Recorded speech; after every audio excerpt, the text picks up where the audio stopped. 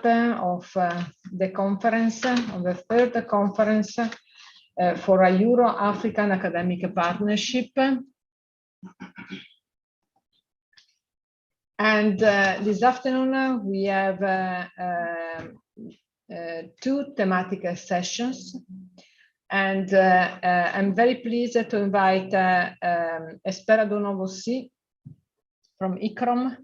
Sorry for misspelling the surname.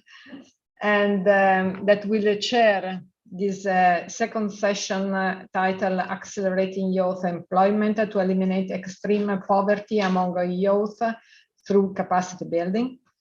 And just let me introduce also briefly Emilio Chiodo from the University of Teramo, that in this session will act as rapporteur. Espera, the floor is yours. Thank you very much. Also, it's an initial thanks for all the efforts from your side and from ICROM to the development of the conference. Thank you so much, Paola. It has been a pleasure to have worked with you during the past 3 months on this preparation of this program. As we have said, today we'll be talking about capacity building, collaborative studies, and focusing on youth. And this particular session we want to bring some of our partners, UNESCO, the African World Heritage Fund, to share the experiences in terms of capacity building on the continent for youth. And then also we will have one of our partners online who will join. So before we go to discussion, I just want to call upon the director of African World Heritage Fund, Mr. Varisi Swaibu, to present his paper and then open up for discussion later.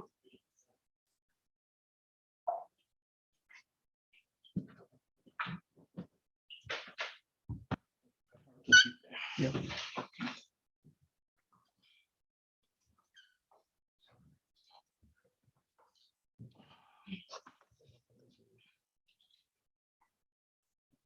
Thank you very much, Program Director. I'm just sharing the program. Yeah, okay. Yeah. No, let me first of all recognize and thank warmly the organizers of this meeting, which for the African World Heritage Fund is a key meeting. My purpose here is to briefly present an experience that the African World Heritage Fund has been having for the last 5 years, 6 years now. Maybe just a word, the African World Heritage Fund is an organization based in South Africa, created in 2006 with the mandate to assist African countries about the implementation of the World Heritage Convention. So we have a number of capacity building initiatives, but also field works and a lot of awareness raising and networking activities. Of course, we are very much into the partnership initiative because one of our thrusts is to be able to raise money and make World Heritage beneficial to various rights and stakeholders. And one of our key flagship activities and project is our engagement with the youth, African youth.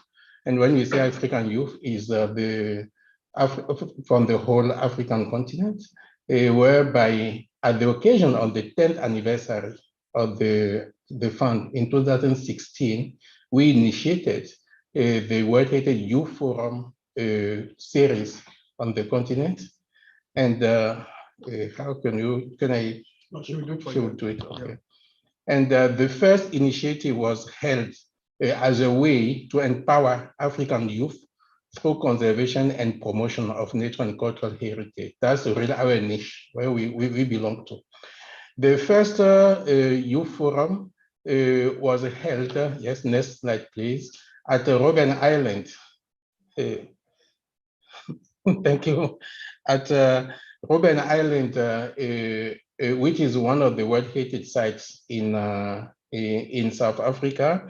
And I will not go through all these objectives. It's just to say that through capacity building, through interaction, things like that, the purpose is really to skill and give more opportunity to youth. So the first forum was held at Robben Island.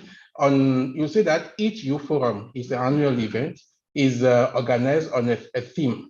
And the first youth forum was about increasing youth involvement on the promotion and protection of African world heritage, skill development, networking opportunities, but also a kind of action plan. That's more or less the format of the youth forum. It was 2016. 2017, we had the second one, which this time was a francophone. The first one was an anglophone. The second one was francophone. It was held in Burkina Faso. And I can see in this room some of our youth who were identified at through this program, and Avenir is one of them. So now she's still in the network, which is, in my view, is a concrete example on how we follow up and support some of those youth. But for this Francophone Youth Forum, which was organized on the theme, increasing the involvement of young people in the promotion and protection of African heritage, there's just one thing that I would like to highlight is that this is in rural area. In this rural area, the living conditions were very tough. So for some of our young participants, it was the first time that they are really facing that tough environment where you don't have sometimes clean water, you don't have access to internet, and but that's also what World Heritage and heritage management means. It creates a lot of things, but anyway. And then the third one was a Lusophone Youth Forum, which was held at the island of Mozambique in 2018. And the theme, yes, the next slide. The theme, I need to see the last slide before I remember anyway, okay, the theme was about mainstreaming youth perspective and involvement in conservation and sustainable development of African world heritage. Here, as it was talking to Portuguese-speaking countries, we have fewer participants, but that's when we also changed a little bit the focus of this program, whereby we are not talking anymore of English-speaking countries, French-speaking countries, but where we started talking rather of English, let's say Anglophone Youth Forum, Francophone Youth Forum, and you'll see that here you have someone from Namibia who was fluent in Portuguese, and then she could attend that forum with the same rationale that will come up with a number of skill development, engage with communities, but also action plan that the youth would follow. And then after 2018, something happened in the world, which was COVID, no, before that, after that, we went to Ethiopia for the fourth Youth Forum. It was also on a specific theme. The next slide, please. Oh, okay, no, it's here, it's fine. And in this forum, we started also using some alumni of the previous Youth Forum as resource persons and also as assistant coordinators, assistant resource persons. So a process started, and you could see here that in Addis Ababa also, we try to go through the linguistic barriers, where you have in red here, French-speaking countries, in pink, Portuguese-speaking countries, but also English-speaking countries, as a way for youth to go through the colonial languages, and they succeed by doing it, and something came up also from that. And then after 2019, 2020, something happened in the world. We couldn't have our youth forum, but what we did was to sharpen our tools so that in 2021, we could have it online. And the online youth forum was around entrepreneurship and heritage sustainability, which was a quite amazing engagement where we could even have a number of pitches that were developed by youth with a pricing mechanism. And currently there's a follow-up mechanism which is going on with the service provider to see what kind of financial and also technical opportunity can be given to the youth. From all these experience that we developed with a number of partners, including ICROM, the World Heritage Center, African Union, École du Parlement Africain, Commerce, and others, we could learn a number of of lessons. And for me, these are critical one. Then before last slide, the next one. The first lesson that we learned from that program that became really a flagship project in our annual work plan is that in terms of reach out impact, it's become something which is quite popular, where every year you have a number of young individuals who will be asking what's happening, what's happening. The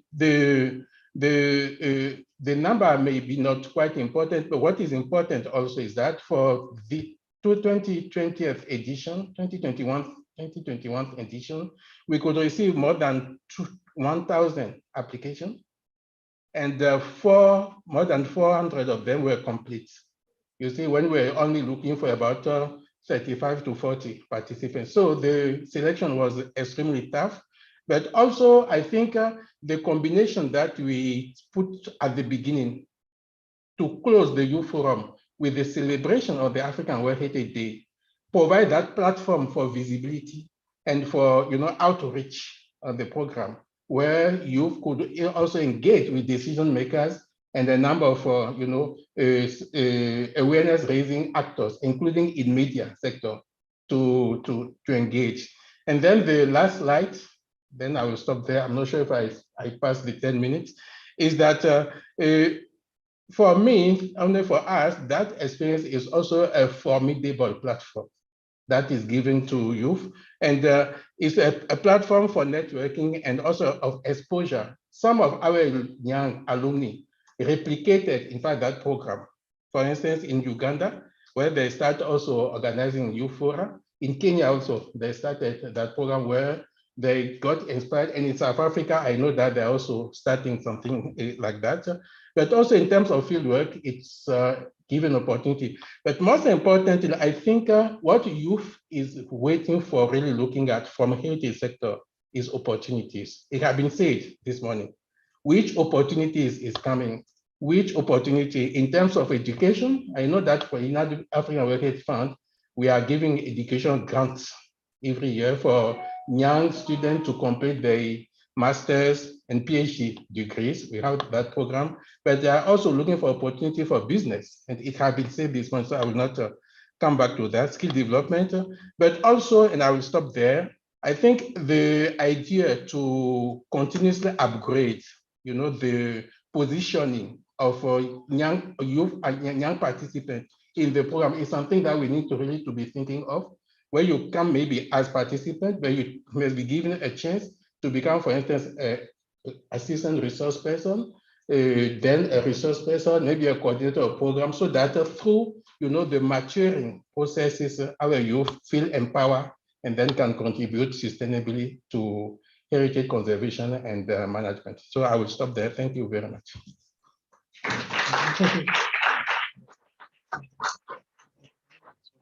Okay. Thank you so much, Director Swaibu Varisu. I just want to summarize that the African World Heritage Fund is focusing more on youth capacity building and also trying to promote business ideas, innovative ideas from youth to protect and to promote cultural heritage. And something that is being noticed as well is like we don't just build capacity for young people to just let them go somewhere else, but there's kind of a follow-up action where those young people are also involved in the next stage of the forum, where they can become trainers, they can become mentors for new young people coming. So this also is something like is part of empowering young people to also build kind of more skills, and also something that he has said, which is very important, is like education grants. What we need, like if you want to empower young people, we need to invest more into the education. And then if somebody is educated, somebody has the business skills, ideas, so we also need to make available some grants to support young initiatives. So just want to close there before we go to the discussion, and I'd like to call our dear friend from the World Heritage Center, Mohamed Duma, to present what UNESCO has been doing in this same field. Thank you. Thank you very much.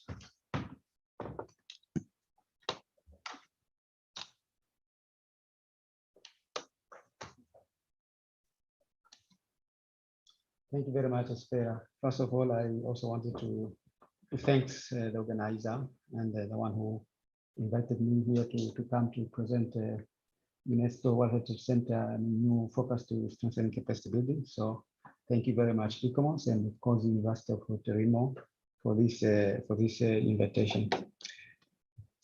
It's quite difficult for me to talk about capacity building in front of these two gentlemen who are here from African Fund, from ICOMOS, from ICROM. So there you are the real mandate. But we are UNESCO. We have sector for education, but in the culture, we think capacity building is not real our main focus. We are strengthening, the other they are developing.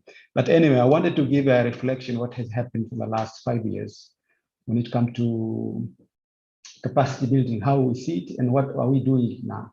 Next, please.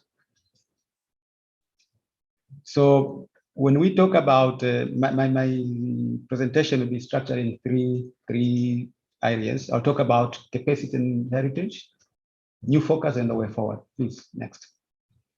When we talk about capacity building, it's a bit challenging if we want really to say what is the status of capacity building in Africa today. We are all talking about capacity building, capacity building. Is Africa doesn't have capacity? I mean, are we doing badly in capacity building? It's really kind of a challenging question. And it's very difficult to respond directly to say we don't have experts. That's not true. We have a lot of experts. Are we not doing well? I think we are doing very well. Maybe there are some gaps that we have to fill it, and we don't have institutions. I think we do have institutions.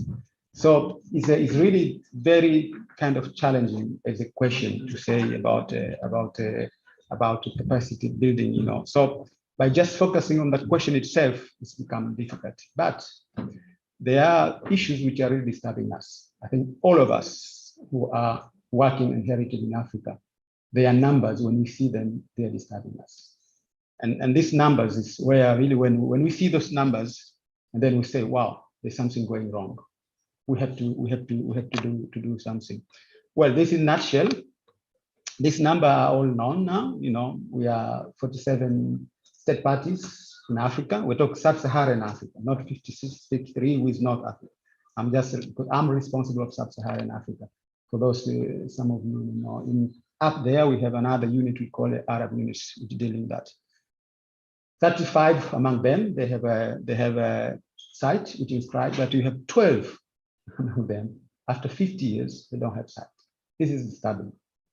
Why in Africa today you have 12 countries you don't have site? This is one among the disturbing kind of numbers. Okay, Africa today we have 98, one have site, 54 their culture, 39 their nature, and 6 are mixed. But then we have other numbers which are more disturbing. We have 15 sites which are in danger list in Africa. When we talk about this, it's really disturbing about us. Some of them, they are more than 20 years. And we wonder why you have sites more than 20 years in other sites. As we all know, Africa is just 9% of all sites in the world. So looking at the mass of Africa and other things is sort of disturbing. But of course, we are nearly 30% of the sites. So those numbers, they are the ones who really telling us that, yes, we may have capacity, we may have institutions, we may have all what we want, but there's something that maybe we don't do it very well. And then we have to correct that gaps. So when I'm talking about capacity, for me, it's not necessarily saying we don't have experts. It's saying, what do we do now to fill the gaps, to make sure that these numbers, they are reduced and we have a better numbers when it comes to this convention in Africa. So, sorry, So yes, we can argue that there's a lot of challenge that, those numbers, they are because of maybe resources, because of conflict. A country like Mali today, you cannot ask them to strike a site. Of course, political wills. We have some example here, in some countries, every cultural minister when he come, she or he wanted to describe another site. For the 5 years, countries moving from one side to another, and they start one dossier, they don't finish, go to another dossier. All of us, of course, rapid urbanization give us a lot of another priority, of course, disasters also. All of these, we agree, they are there. But we all agree that, yes, there is issue related to capacity. We may have all of these challenges, but we agree that there is also issue related to capacity. But when we talk capacity, what exactly do we mean? Do we mean, as I say, we mean we don't have, but no, for us, when we talk capacity, I think we need to institutionalize our capacity. This is really where we went wrong, I think. Institutionalization of capacity. You have some country, 30 years, 40 years, they can be extremely good in terms of performance. Once the director of heritage leave, for one or other reason, he may be appointed in another post, he may be retired, that country goes down to zero. They start from zero. So institutionalization of capacity is something really hurt Africa very, very much. But also, how do we manage it? How do we transfer this knowledge? This is where Webandora today, he was very right that we were giving this capacity to these directors, and we thought they are the one who's going to kind of manage and kind of upscale. They're not a responsibility. This is the responsibility of universities, responsibility of institutions. And we have forgotten that. So we were really concentrating to put energy to some peoples for 30 years, 20 years, and it didn't go. They were just, of course, I didn't say we shouldn't do that, but I think we had forgotten also that this knowledge has to grow. We have to upscale it. And then those institutions, those people who are responsible should also be in that area. Of course, we are talking about youth. We have to link this capacity to entrepreneurship, as Swahili saying, and the professionalism. So for me, in our thinking today in the center where I am, when we talk about capacity, we talk about these three pillars.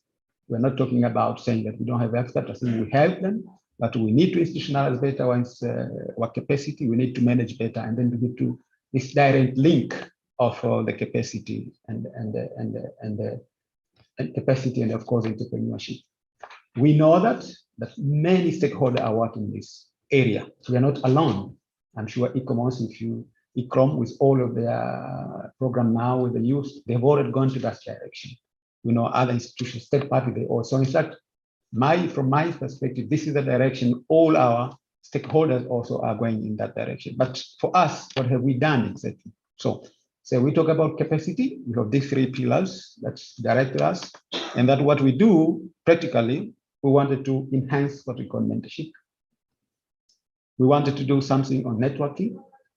We also wanted to do something specific for youth. So this is three areas now where I am. We really emphasize when it comes to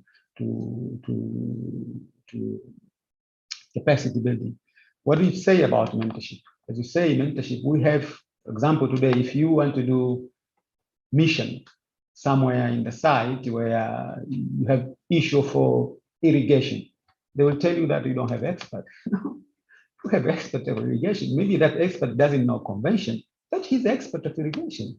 We have architects today in Africa. They tell you don't have expert. No, we have expert. Maybe they don't know convention. So what we do, we make sure that those people who know Africa, who know the architecture of Africa, they know convention. That's only what we want to do. So this is what we do for mentorship. We take youth, young and professional, that who don't know about 1972 convention, we give them quickly. So we wanted to rise the number of professionals in Africa. Networking, this has been discussed today. I think this is extremely important. Universities, we are now, I'll talk about this later on, site managers and the professionals. We want to make sure that they network. And youth, as we say, of course, there are different ideas of youth, but what we wanted to target of youth, we think there's a group of youth in Africa. When we see other institutions talking about youth, we say there's a kind of group in Africa, youth in Africa has not been mentioned. Those youth who have been out of school maybe, but not into school or maybe, but they are interested to know and to do something like that. What do we do about them? So we think that we can mentor them. We can go to street, we can go to somewhere, and find a youth who's interested in inheritance, but unfortunately he didn't have opportunity to go to university. We mentor her, we mentor him when we put him in the professionalism. Thank you. So when it comes to mentorship, as I say, what we are doing, we are now pilots. We have now 12 mentees We are going to train now with 6 mentors. Each mentor has 2 mentees. In all of our activity we are doing in Africa. And we are really think these hubs will be extremely important for us. We wanted to link with them because they are activity there. So all of the activity we are doing on those hubs, we are doing in Africa, we make sure that there is mentee and there are mentors so that we train them by saying, look, this is how we are doing mission reports. This is how we are doing mission. This is how we do state of conservation. This is how we see the building. So we think quickly we'll rise number of professionals because there is also this idea that there is no professional in Africa. I don't think so. I'm an architect from Africa. There's many architects in Africa who can do this. They just need to be trained to look at this. In the university, as you say, networking, we are starting now to have a network of university and institution in Africa dealing with heritage. So we've already started to do mapping of Anglophone and Francophone universities in terms of once we're finishing mapping, we are going to develop a network. And here I think it's extremely important today, it has been said this morning, to have a network south to south, but north to south also, network of University of Africa. And then of course, our first activity will be to, of course, develop curriculum of this university. So very soon, we wanted to have this, University of Africa, which are developing curriculum and of heritage. Of course, when I'm talking about university, I'm talking about institution here. So we have EPA, we have Cheddars from Kenyans, and one day probably, and the site managers. We are now finalizing process to have African site managers network. We have already selected a member state. So this is going to be very, very important because one of the things also we've seen that they're young, for example, we have engineers in Africa who has been just appointed site managers. He's an engineer coming from school and he's beginning the chance to be site manager, but where he's going to learn about managing site. He's an engineer, he knows about it. So here our idea of mentorship start, but peer of learning and exchange of idea is important. So we think by having a site management network where they can meet annually, they can meet 2 years and exchange of knowledge and have manual, that will help them very, very much. So this is what we are doing now, site manager network, and we'll be very happy. Of course, this is what the idea was also one of the action plan of periodic reporting or second cycle periodic reporting that, like African World Fund was one of the action of first periodic reporting. Second periodic reporting was we have to have African site managers network, and now we are doing it. So that this year we'll have this network site managers. Professionalism, as I say, also we wanted to have a network of professionals in Africa. This is the argument that you don't have experts, e-commerce expert in Africa. Why? We have architects in Africa. Why you don't have the e-commerce and IUCM expert? It's a problem here. So we wanted to train them. I mean, I'm saying we're mentoring them and they become also credited e-commerce IUCM expert in Africa, then they can go to mission. And of course, as we say, the other one is youth. For us, it's very, very important. We're not going to go to the youth where e-commerce is doing, but we are going to work in those hubs. ECROM, sorry. ECROM is doing, and I'm middle of these 2 gentlemen, so I'm sorry for that. ECROM is doing, they are always hard. We are going to work on this. This for us is extremely important, but what we're saying, we wanted to also thinking of those youth who are not university today, who didn't have a chance, but they still wanted to work in this field. We'll find a way to see them from Youth Forum, because in Youth Forum also you have sometimes youth, they are coming 1 year, they are participating in this Youth Forum, they're very smart, and then after that you don't see them. I remember this is a typical example when I went to one of the whatever committee, it was in Baku. I found very interesting young guy from my country, I'm from Tanzania, and he was really excited in that he get chance to be in that, Youth Forum. But 2 years now, when I asked where that young boy, we don't know. It's just vanished. And he in that committee session, you could see this young guy. If we give him a chance in this area, he will excel. But there's no one to talk about him. No one. So we think there is those kind of youth. We need just to orient them, give them direction to go. So we will work on them and see they are in this activity, and I'm sure they'll be very important member in these hubs. Because there they can invent, they can develop, and then they'll develop professionalism. So, as I say, in all of these activities, we need partners. UNESCO, especially us in the cultural sector, is not our mandate to develop capacity. We strengthen it. And you have mandate. So, but of course, we'll use our name, we'll facilitate it, but we wanted to work with you to partner this to work. And I'm very happy that we have these hubs. I'm sure in all of this activity, our first partner, of course, is African World Fund. We are in all of this activity, we work together. EPA, of course, work together, and I believe that very soon, this network of university will start south to south, but it will come to north. And I've learned here that there's a lot of network of this, where this university in Africa, they can also develop this curriculum and have a enhanced number and capacity. Thank you very much.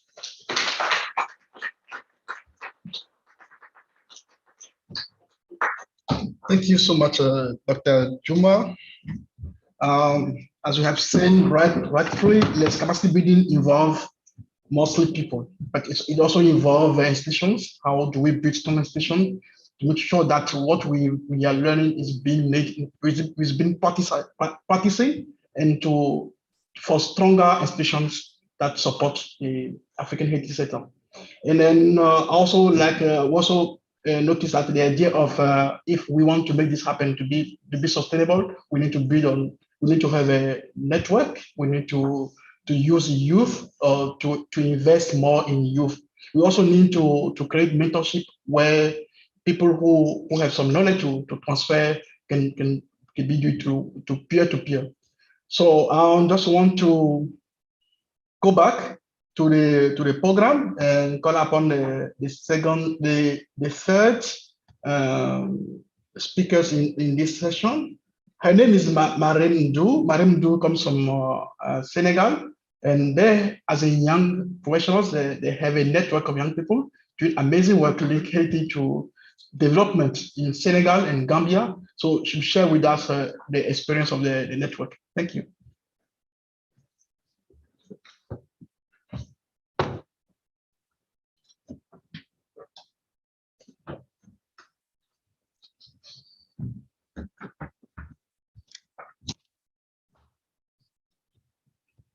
Okay.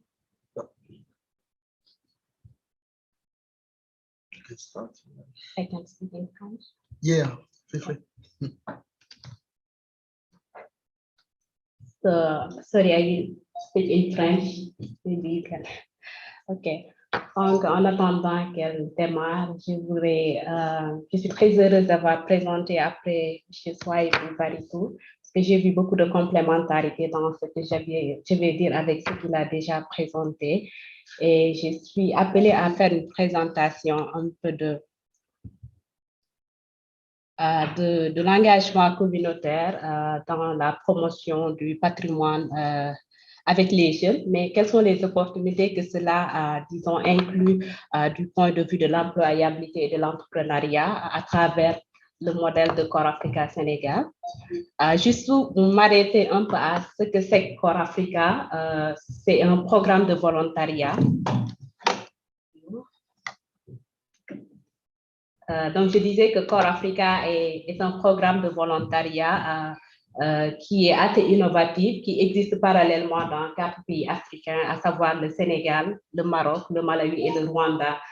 Lorsqu'on parle de volontariat au Sénégal, je peux dire que c'est assez nouveau parce que les formes d'engagement communautaire ont été reconnues peut-être du point de vue juridique cette année avec la promulgation d'une loi sur le volontariat par l'État du Sénégal.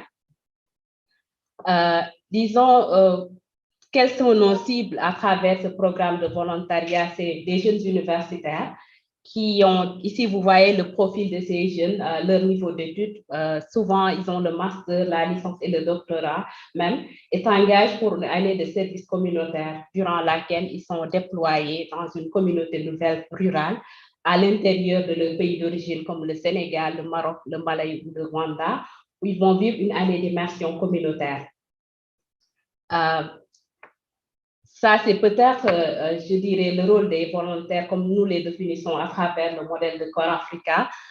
Nous leur disons qu'ils sont des catalystes, des connecteurs et des facilitateurs. Ils ne sont pas des faiseurs de développement, mais l'idée, c'est qu'ils puissent être à l'écoute des communautés rurales lorsqu'ils sont déployés. Donc, nous n'avons pas d'agenda à leur donner avant leur déploiement. Nous les formons, les envoyer sur le terrain, sans pour autant leur dire, vous allez travailler forcément sur le patrimoine, sur le genre, sur la santé, etc. Donc ça, c'est le processus un peu que nous appliquons à travers l'itinéraire d'un an que suivent les volontaires. Il y a des programmes de capacité, de développement de capacité au cours de cette année d'immersion.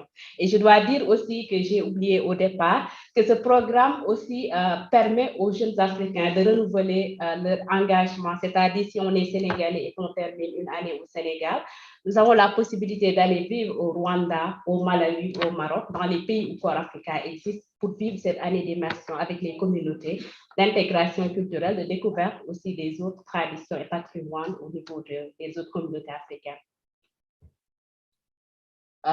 Ça, c'est un exemple des communautés où nous intervenons au Sénégal. Et ici, je donne sur l'image une photo d'une volontaire qui est dans les îles du Saloum, dans le delta du Saloum, qui est classé patrimoine mondial de l'UNESCO, donc un site naturel. Donc, nos interventions au Sénégal, dans les communautés où nous affectons les volontaires, sont très proches des sites où il y a des patrimoines culturels reconnus ou pas, matériels ou immatériels. Et donc, nous encourageons les volontaires, ces jeunes universitaires, à se baser sur les ressources qu'il y a dans ces communautés, à essayer de faire l'effort de comprendre quels sont les biens culturels, quelles sont les traditions locales qui existent dans les communautés et de se baser sur ça pour, disons, faciliter leur intégration parce que c'est des jeunes qui ne sont pas originaires de ces communautés. Donc, c'est carrément les sortir hors de leur zone de confort. L'approche permet, par exemple, à un Sénégalais, un jeune qui est du sud du Sénégal, d'être affecté dans le nord et vice-versa, pour que l'échange puisse se faire et la découverte culturelle puisse être facilitée. Mais ça demande quand même une capacité d'adaptation hors de sa zone de confort et c'est ce qui est recherché même dans le cadre de ce programme pour permettre un développement professionnel et personnel à ces jeunes universitaires.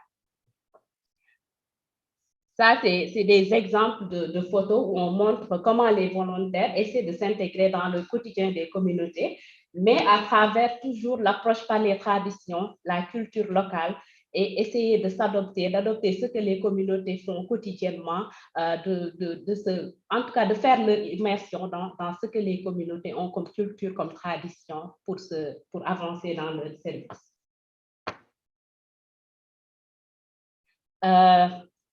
Avant d'aller sur le volet patrimoine et ce que le service communautaire inclut du point de vue en termes d'employabilité, de renforcement de l'entrepreneuriat au niveau du secteur de la culture et du patrimoine, je voudrais juste m'arrêter là sur d'autres secteurs, c'est-à-dire l'entrepreneuriat en général. Nous avons beaucoup d'anciens, d'alumni de Corps Africa qui sont en train de développer des projets entrepreneuriaux dans des domaines très différents. Pas forcément du point de vue de la culture. Là aussi, au niveau des communautés, il y a des initiatives de développement local qui sont facilitées par les volontaires après leur immersion et après avoir découvert quelles sont les traditions locales. Parce que pour la durabilité des projets, le facteur culturel joue beaucoup. Donc, ce qui fait qu'ils travaillent beaucoup à comprendre quelles sont les traditions locales, quelle est la culture avant même d'aider les communautés à travailler sur des projets de développement. Et ces projets se basent toujours sur les ressources locales qui existent dans ces communautés. Du point de vue aussi de l'insertion professionnelle de ces jeunes universitaires, il y en a beaucoup après de services qui sont dans les agences de développement international que je viens de citer ici, au niveau du système des Nations Unies au Sénégal.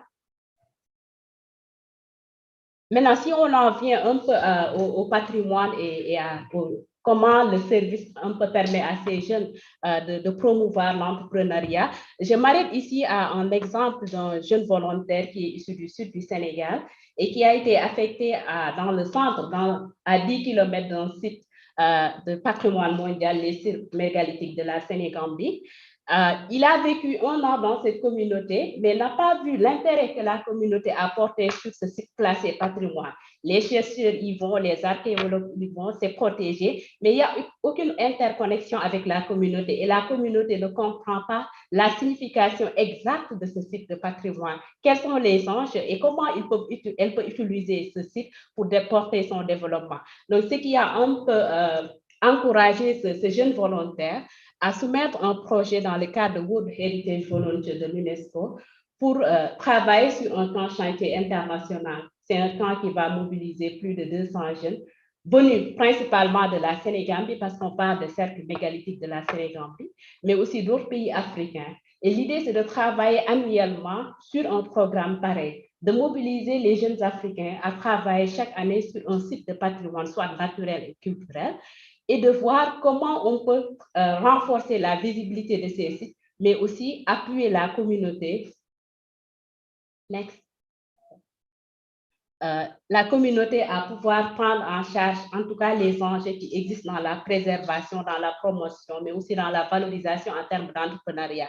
Et ça passe par exemple, l'éducation des jeunes, les enfants au niveau de l'école, les jeunes ici, on montre comment le site est important, mais on développe une approche par la mobilisation communautaire, engager les jeunes dans des activités de loisirs et en profiter aussi pour les sensibiliser sur ce que c'est que le patrimoine. Qu'est-ce que signifie un site classé patrimoine mondial de l'UNESCO et quels sont les enjeux du point de vue de l'entrepreneuriat et les former, les préparer à pouvoir capitaliser tout cela. Et ce n'est pas seulement les jeunes, nous travaillons aussi avec ce programme, avec les femmes, parce que par exemple, Singaïl se trouve dans une zone assez reculée. Heureusement, l'État du Sénégal est en train de vouloir construire un campement communautaire. Mais comment les femmes qui sont autour de ces sites peuvent développer des activités économiques pour mieux tirer profit? Parce que nous pensons qu'il y a une forte relation entre l'appropriation des sites patrimoine mondial de l'UNESCO et les enjeux au niveau économique et touristique pour les communautés. Si les communautés, en particulier les femmes, ne sont pas assez imprégnées, préparées à pouvoir tirer profit de cela, elles ne peuvent pas complètement s'approprier de ce patrimoine. Donc, c'est cette approche que nous promouvons à travers ces expériences. Et ce n'est pas seulement au niveau des sites du patrimoine culturel, mais aussi du point de vue des sites de patrimoine naturel. Je citais tantôt le delta du Sénégal. Et dans ces zones, nous essayons aussi de promouvoir des activités de développement du tourisme écologique, de travailler à ce que les femmes comprennent tous les enjeux de préservation des écosystèmes naturels, parce que c'est des sites d'importance capitale pour l'humanité. Donc ça, c'était des exemples que je tenais à partager.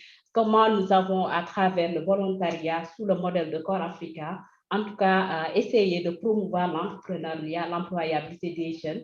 Nous sommes en train d'explorer l'ouverture de Corps Africa dans d'autres pays africains d'ici 2 ans, à part les 4 que j'ai cités.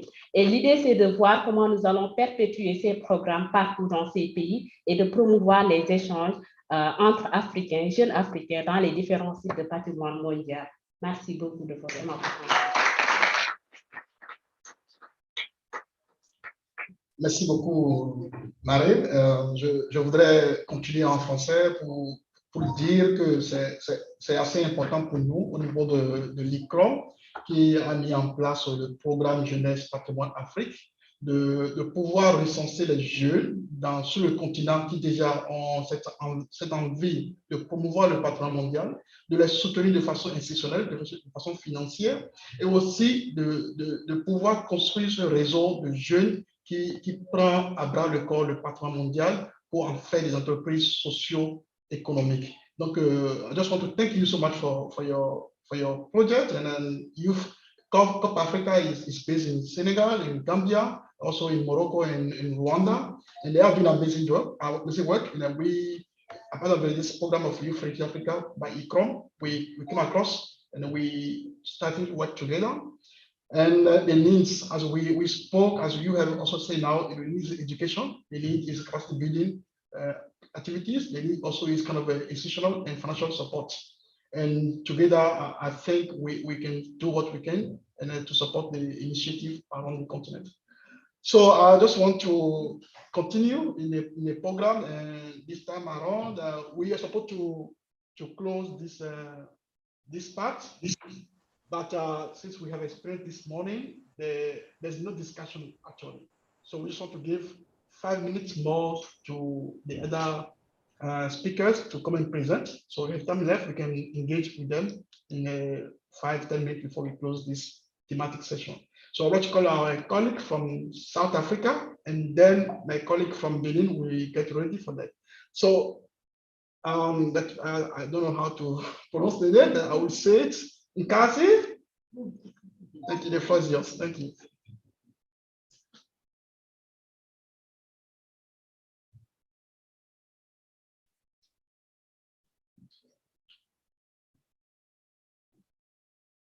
because I hope you can do it in 5 minutes. I will. Crunch 20 minutes in 5. Let's see. So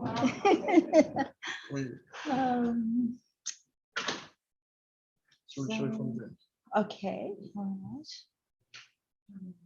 Good afternoon, and thank you for the opportunity. I would like really to introduce you. All right, good afternoon. Really within the 5 minutes provided, my name is Mama Gomoring Nkhasile Sawana. It's not that long. So I really would like to introduce you to some of our projects. This project specifically, we were able to succeed in it because we involved the youth. And as you know, within most of our countries, there are monuments. And so in South Africa, we do have monuments, and some of them, because of our history, they are quite offensive. There has been a public need for us to transform our heritage landscape. In 2016, a youth movement,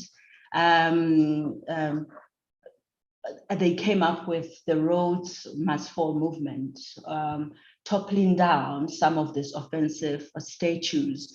And as a result, then a higher need for us to actually know what monuments we have around the country. I work for the South African Heritage Resources Agency, and this is an institution within South Africa that is responsible for management of heritage resources. And so the state made it possible for us within this project to audit all the statues in the country. And this required really an energy of the young people. And you may know or are aware that in South Africa at the moment, unemployment of youth graduates is a big challenge. So as a result, we employed throughout the country of 9 provinces, the local communities, each of the youth were employed, and I have skipped quite a number of, of slides. So we were only very much aware of few monuments before we undertook the project, about 329. And at the end, you will see that we were able to audit close to 1,200 monuments that we came to know. Our focus was really graduates that were not employed at that time and within their own localities. What I would like to share with you as an outcome of this project was what this youth learned. It's not that they did not know of their heritage, but through involvement of this project, what happened is the pride of them wanting to get involved with their heritage was enhanced. So as the institution responsible for heritage, the biggest challenge for us was, how do we continue to implement our legislation and engage with the youth? And that's where the partnerships such as ICROM, UCT, Heritage Hub will continue to enable us to continue to involve the youth in our engagements. And so through the partnership, local partnership within the country, we were then able to identify and map each of the monuments that going forward, then we are able to inform decisions around these monuments. There is a higher need for research such that against each monument, the interpretation of our local history is attached to that. So it's quite important that through initiatives like this, the youth continue to benefit. And I will conclude by saying, you can really just go through the slides and you will see what I mean. There's a number of the mapping that you will see, just slide through them. I have almost reached at my conclusion. And it was only through the youth that we could achieve this project. And we would really like them to continue to be empowered. Thank you. Thank you. Thank you. 5 minutes. So I just want to not make any comment before we continue. I just want to call a colleague from Benin to show that when you talk about youth, it starts from high school. We cannot wait for people who are university first before we start investing into capacity building our young people. So there's a school of tourism and heritage in Benin for high school where they are doing some amazing work. So we want to hear from the experience as well involving young people into heritage and tourism studies. Yeah, merci beaucoup.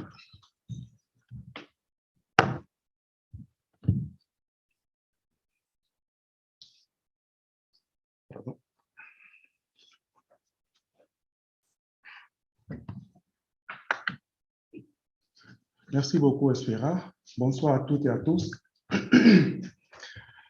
Je suis à l'université ici. Je ne suis pas un universitaire, mais je voudrais vous convier tous les universitaires qui sont dans cette salle à accepter donc de plonger ce programme-là dans les réalités de la formation technique et professionnelle préuniversitaire pour voir un peu quelles sont les ouvertures que cela peut permettre en termes d'impact de ce programme-là.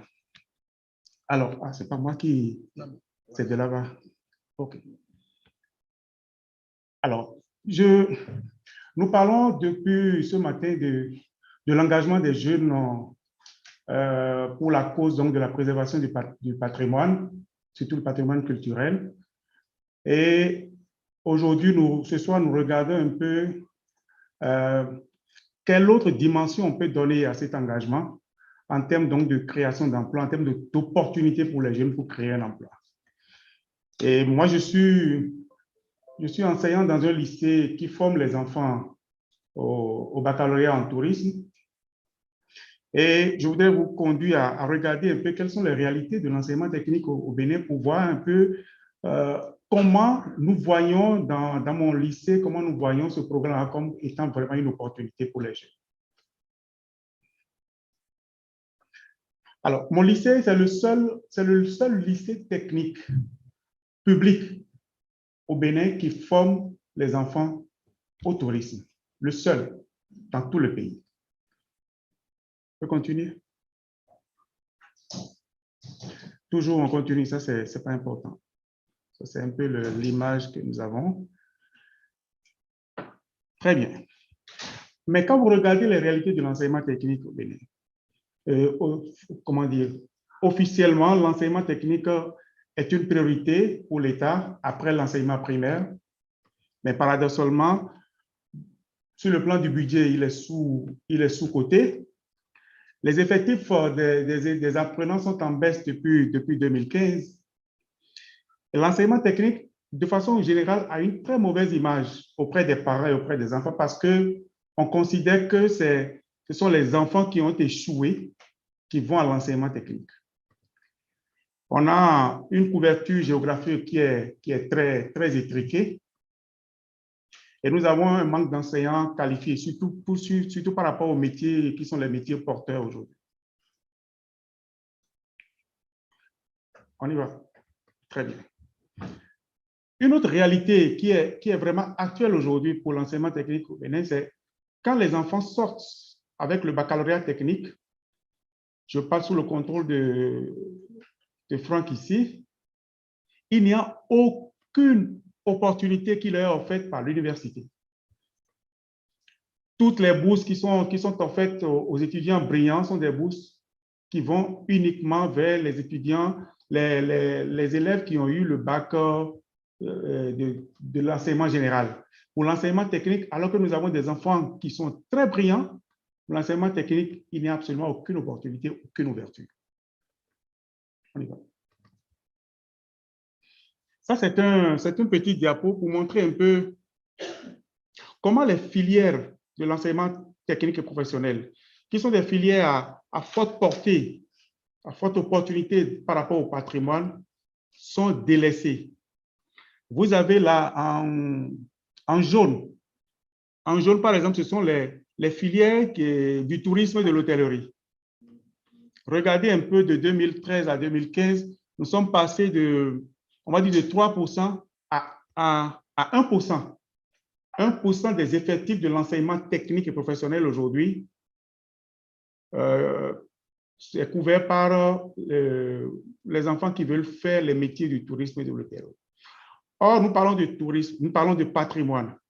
Et je pense que c'est le meilleur créneau pour envoyer les enfants vers la préservation, la connaissance de leur patrimoine, pour d'abord commencer par en être fiers et ensuite regarder quels sont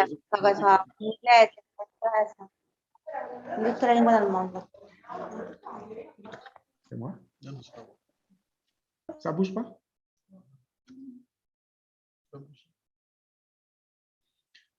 Alors, maintenant, pourquoi ce programme, de notre point de vue, est très intéressant? Parce qu'il s'appuie sur le patrimoine pour former et créer des emplois, premièrement. Deuxièmement, parce qu'il n'existe pas de précédent pour le sous-secteur que je représente ici en enseignement technique professionnel. Parce que le patrimoine national béninois est abondant, il est varié, il est très riche, mais ça reste en jachère aujourd'hui parce que pratiquement inexploité par le système éducatif. Parce qu'il se propose de toucher les curriculums de formation. Et c'est un autre point que nous allons aborder tout à l'heure, vous verrez pourquoi. Et parce qu'il peut aujourd'hui, dans l'environnement politico-social qui est le nôtre au Bénin, il peut permettre de booster la volonté politique d'aller vers la promotion de l'enseignement technique basé sur l'exploitation du patrimoine. Maintenant, nous pensons que ce programme peut avoir une nouvelle dimension, comme je le disais, si il s'intéresse à l'enseignement technique avant l'université. On peut tourner.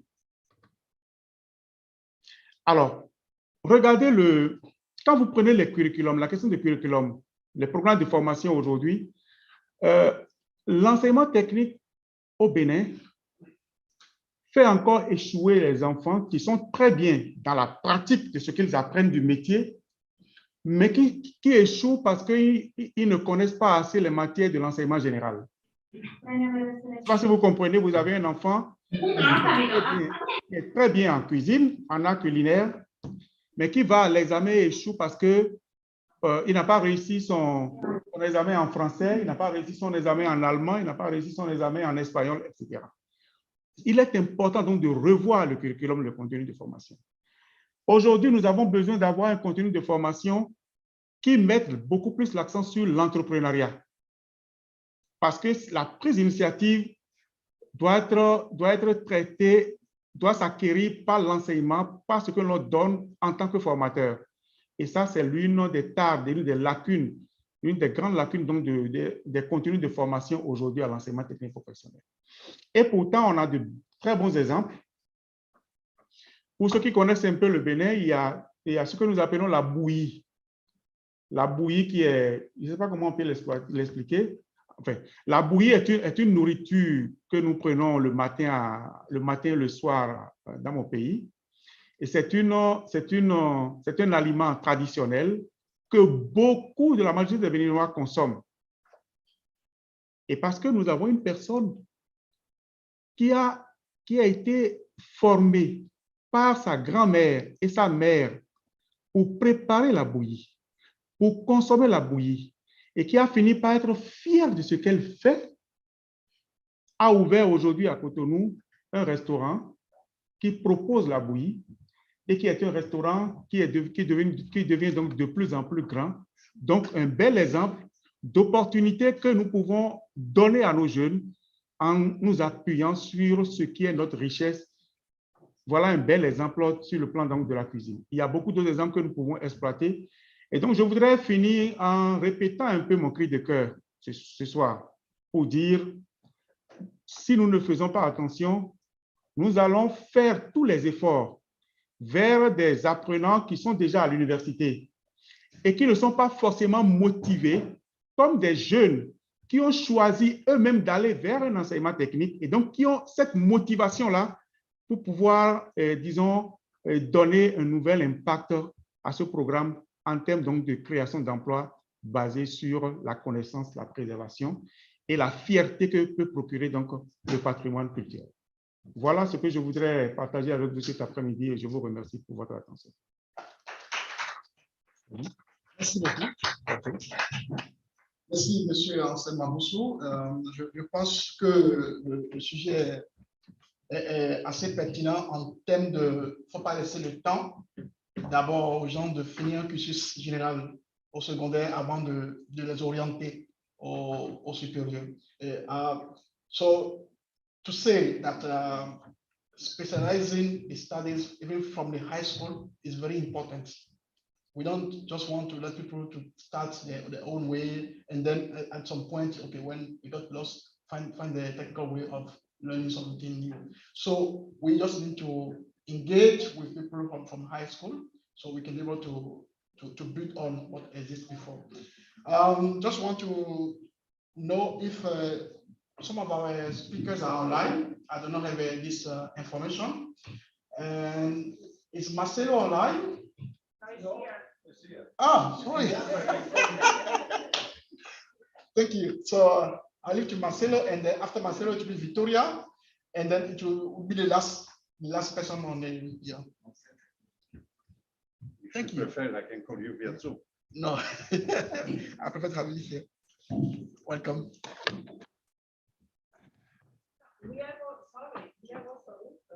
What is not coming?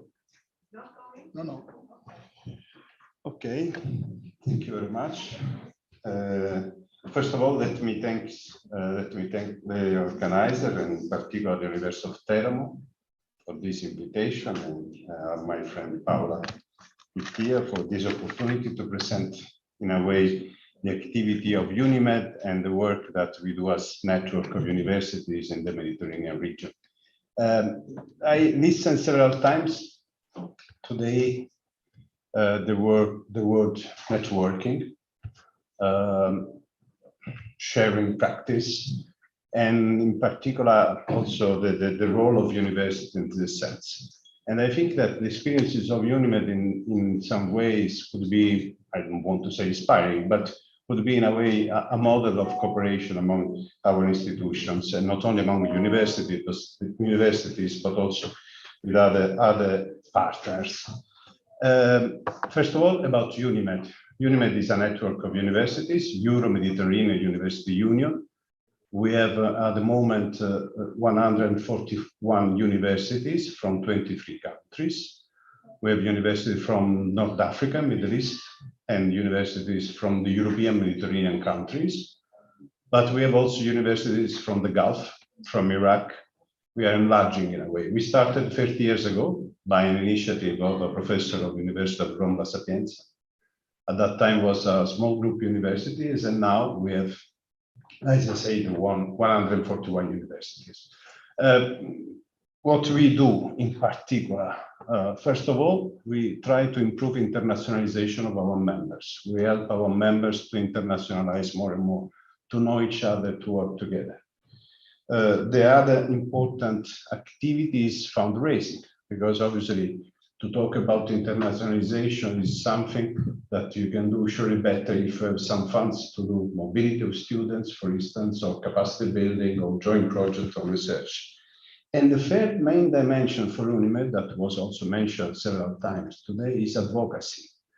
How to push international institutions to pay more attention, in our case, to Mediterranean region. We do all this with the idea that we have to improve not only the cooperation in the Mediterranean region, but we have to improve the region in itself. You know, the lack of autonomy of the education system, the instability of the region in itself. European Commission is investing a lot, as was said by our friend and colleague Fiorella Birotto, about the new agenda for Southern Mediterranean countries. But independently about the main mandate of institutions, European Commission and so on, I think that we have to do all this because we believe that we have to contribute to, in our case, to a Mediterranean generation. a generation of youth able to understand each other, able to understand our differences, because we have differences among our culture, but we can use it as a richness, not as an obstacle, as a problem. This is the main mandate of UNIMED, to try to, the topic of today, to reduce poverty.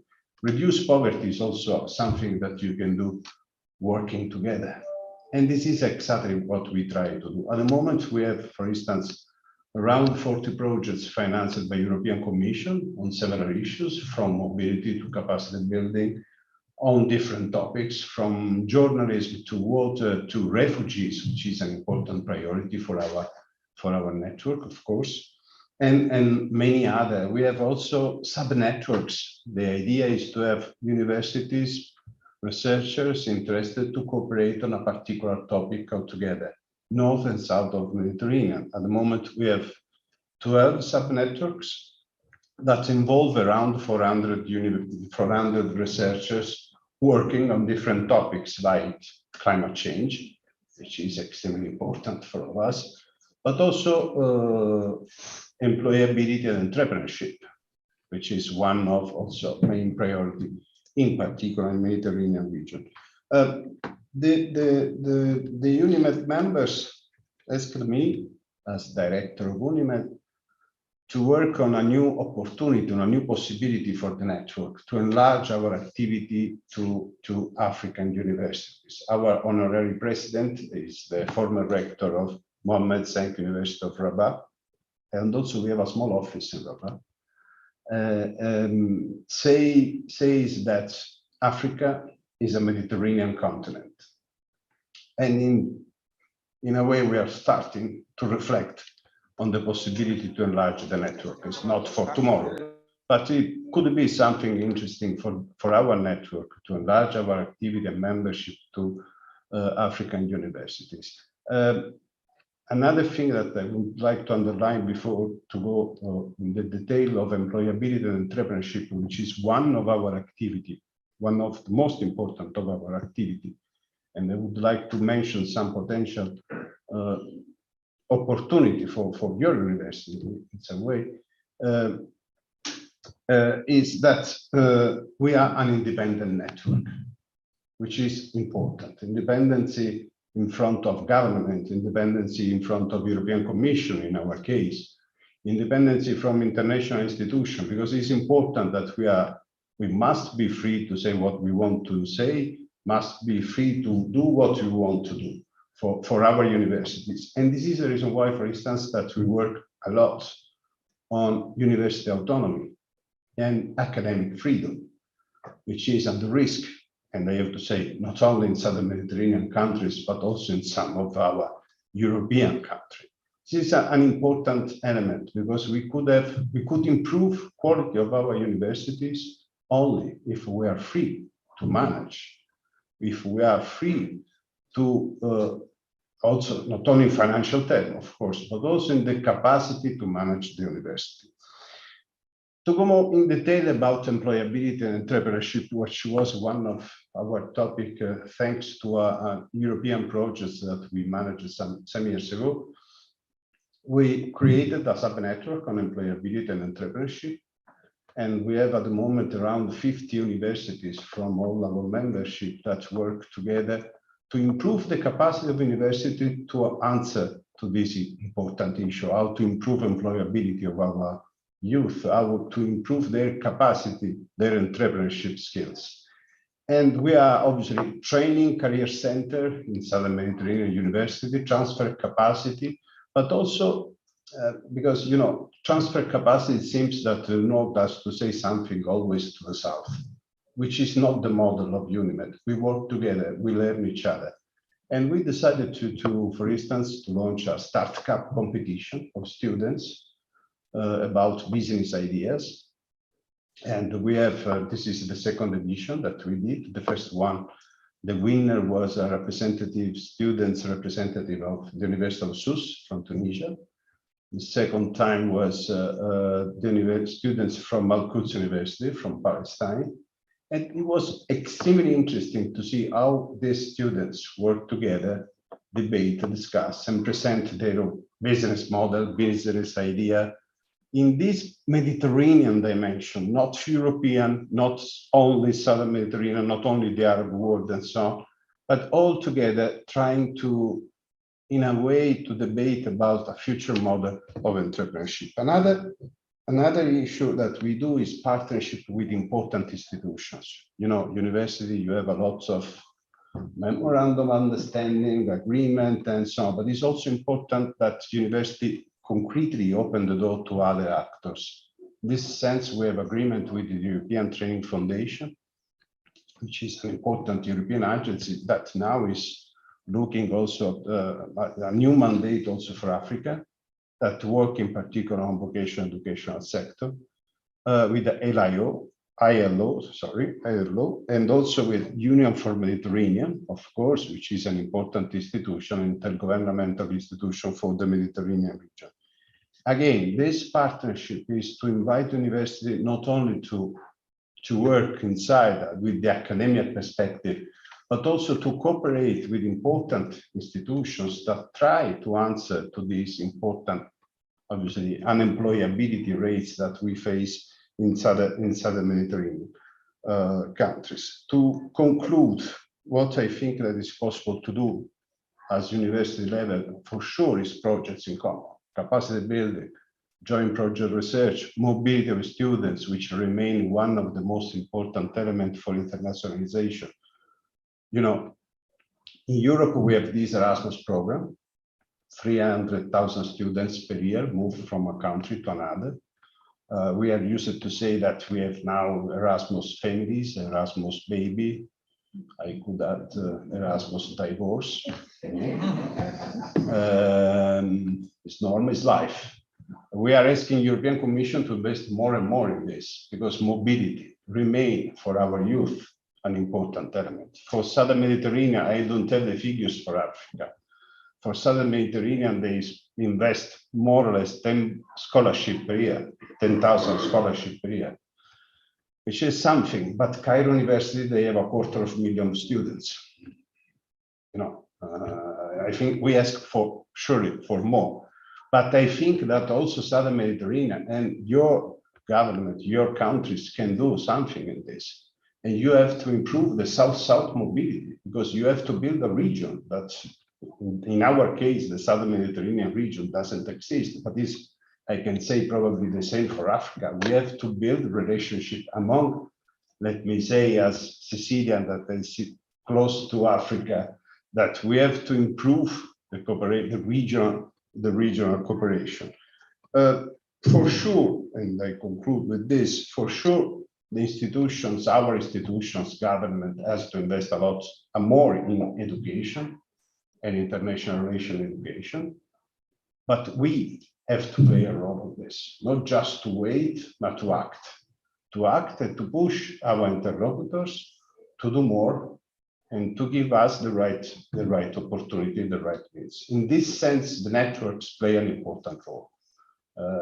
Networks, foundations that work in particular with these objectives and these goals can play an important role because they could address directly to important stakeholders, institutions, a strong message. I finish here. Thank you very much. Thank you so much. I do not want to start summarizing what has been clearly said. So we are behind schedule. Just want to jump into the last speakers on this panel, and then we can have 5-minute discussion for example. So Victoria from the National Commission for Museum and Monuments of Nigeria, we give her input to this discussion, taking example from what they've been doing in Nigeria in this regard of young employment and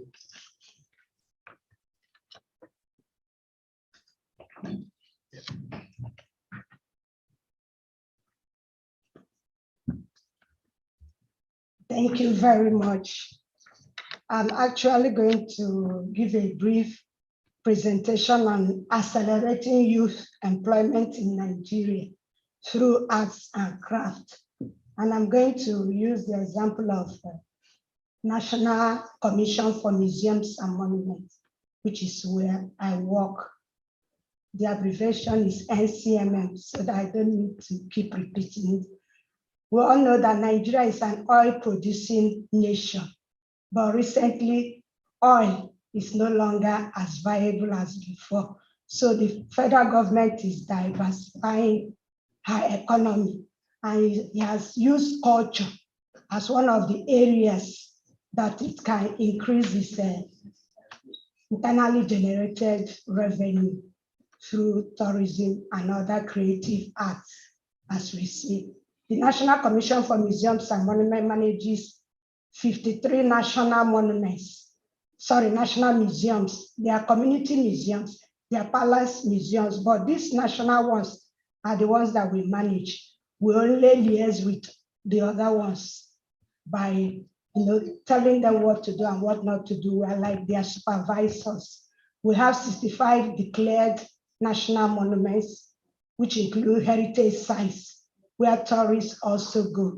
And some of them are situated within local communities. And we have 2 World Heritage sites. And in what we do, how we empower the youth, we have over 3,000 staff.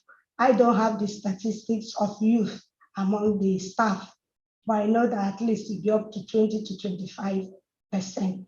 But the way we employ youth is, there is a federal government policy that the lower level must be people from that community where that institution is situated. So, and it's youth who occupy most of the lower cadre. That is how we do. But for Osho-Osogbo, for example, recently, we had a collaboration chief, Jim O'Brien. He's a renowned artist the world over. He got grant from United States Council in Lagos, and he was able to train 48 artists. And these people in turn will train others, because there is a craft village within the World Heritage Site, and it's situated in a state known as Osho State. Osho State is known for arts and crafts, and they deal in a material we call adire. Those of us from Western Africa, we know what to talk about adire. So they're encouraged to undertake that training, then you go on your own and establish. And one of the ways the National Commission, NCMM, has empowered youth, though you cannot quantify, considering the number of youth who are unemployed, but at least we are doing the little we can do. We have other ministries too, like National Directorate of Employment. It's a federal government establishment. They also deal with employment, is to establish what we call arts and crafts centers in most of our national museums. And these centers have craft shop, so that the finished products are now sold in the craft shop. We encourage the youth within the locality. Some of them come there to learn whichever one. It could be carving, it could be bead making, soap making.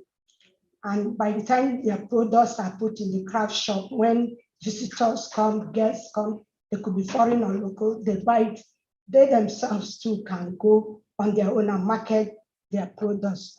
We also have what we call catch them young, for the starting from primary to secondary to tertiary levels. And how do we do this? We have what we call holiday programs, long holiday, because of the nature of Nigerian educational system. There is a period you have long holiday, like July to September. So within that period, we have a department in NCMA known as Educational Services and Training. In this department, they go out.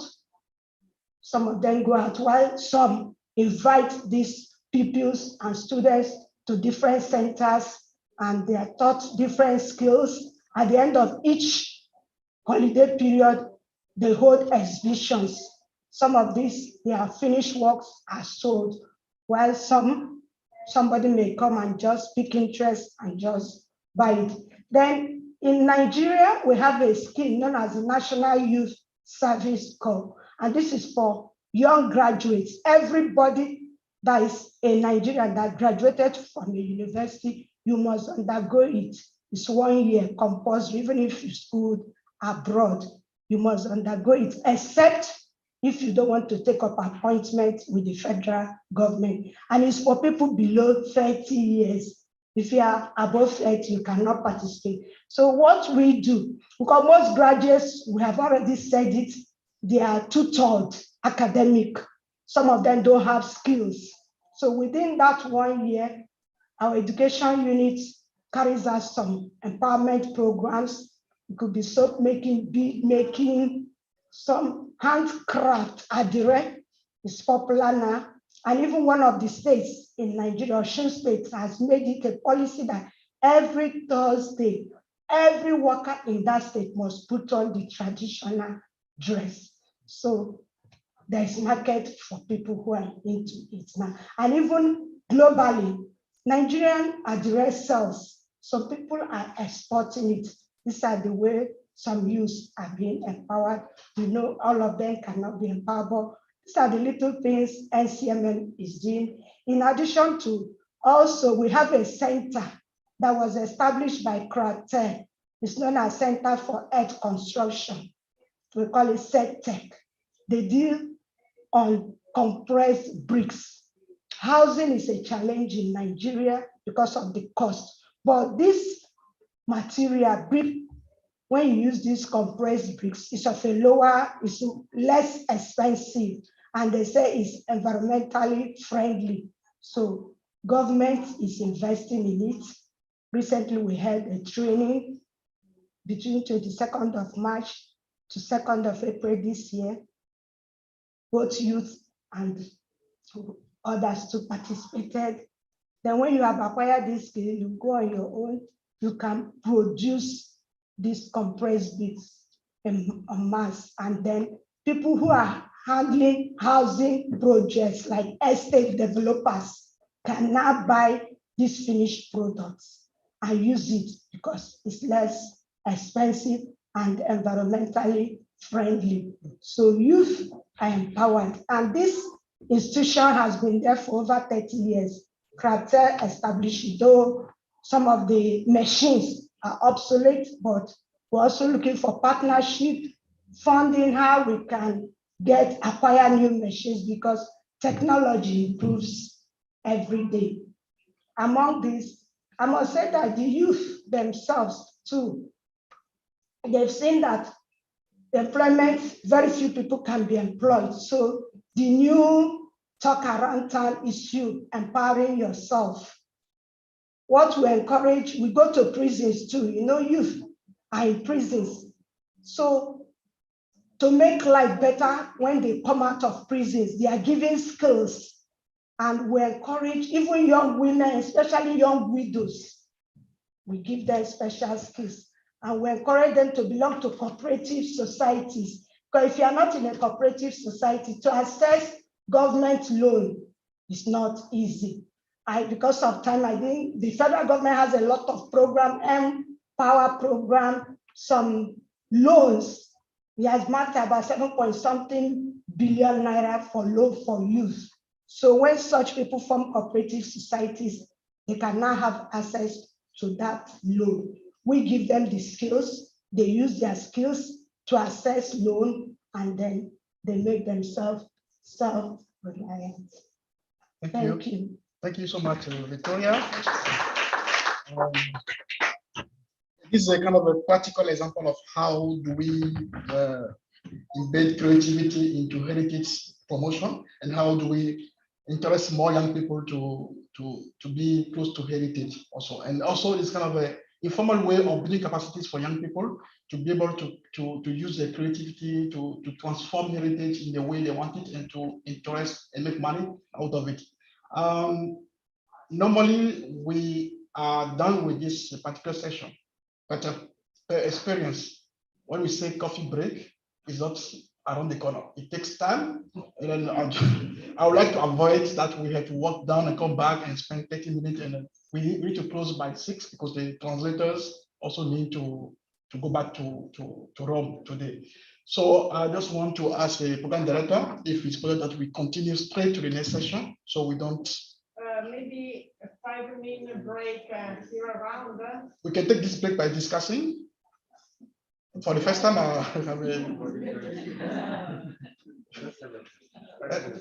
okay. Okay, so we have 5 minutes. We're not going for any coffee. Just stay here. Yeah, okay. Networking. Yes, thank you. Thank you.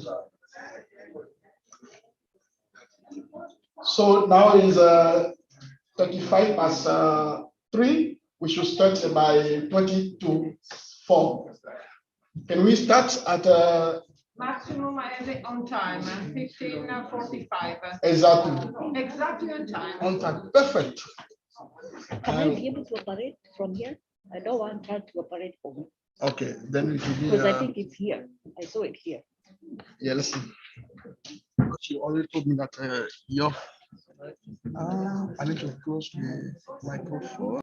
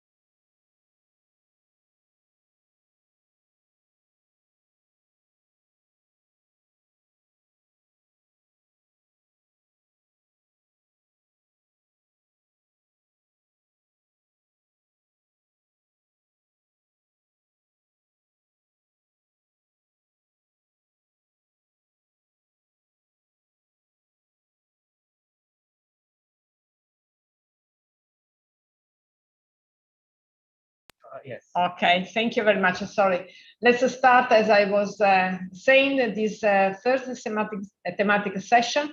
Chairperson Rohit Jigyasu. Perfect. Thank you. And from ICROM, and it's a pleasure also to have online Jennifer or Jennifer Copythorne from ICROM as well, that will act as a rapporteur. So, Rohit, the floor is yours Thank you very much, lead Paola. this interesting and important topic of this afternoon. Thank you very much. So, okay. So, thank you very much. The topic is digital technologies and innovation skills to promote sustainable development growth. And as was being mentioned since morning, COVID-19 has really made us realize how important it is to think about digital technologies. It's become part of our day-to-day life. So it's really a very session that is going to be very useful for us to apply in the current times, all the lessons that we have been gaining in the last couple of months. And without further ado, otherwise Espera will be very angry. Where is he? Oh, I can't see him. I am very scared of him, so I will start very quickly with the first presentation, Digitization and Innovation in African Museums. And this is going to be an online presentation, and I'm pleased to welcome Mr. Themba Wakashe from South Africa. So please, Mr. Themba, over to you. Thank you very much, and good afternoon, everyone. My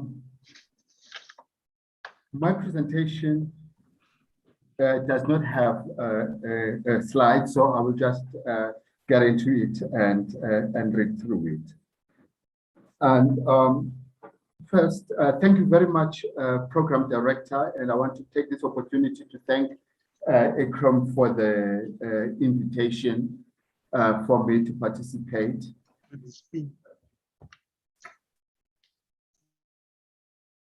Can you hear me? Am I?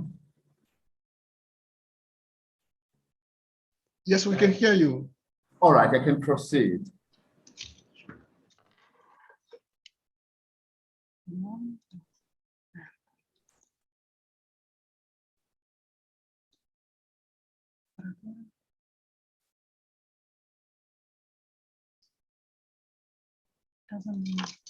It doesn't work. Okay. Yeah.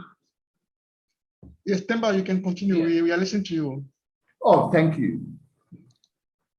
Colleagues, from the colonial era to post-liberation period and the contemporary ravages of COVID-19, the African museums continue to face challenges whose characteristics remain stubbornly the same. And these characteristics are four. The first is the relevance of the museums to their immediate communities. The second is the access to resources for these museums. Thirdly is the conservation of the past and the preservation for the future. Lastly, it is the issue of training and skills development on the African continent. Now, numerous attempts by Africans themselves, and of course, with partnerships through international community initiatives that have been undertaken, these have alleviated some of these challenges that I've mentioned, particularly in the area of training and skills development. Great progress has been made there. However, the omnipresent challenge of sustainability is a strategic imperative that is inseparable to the overall socio-economic concerns of development on the African continent. This reality has found recognition and expression in Aspiration 5 of the African Union Agenda 2063, which envisages Africa with a strong cultural identity, common heritage, common values, and ethics.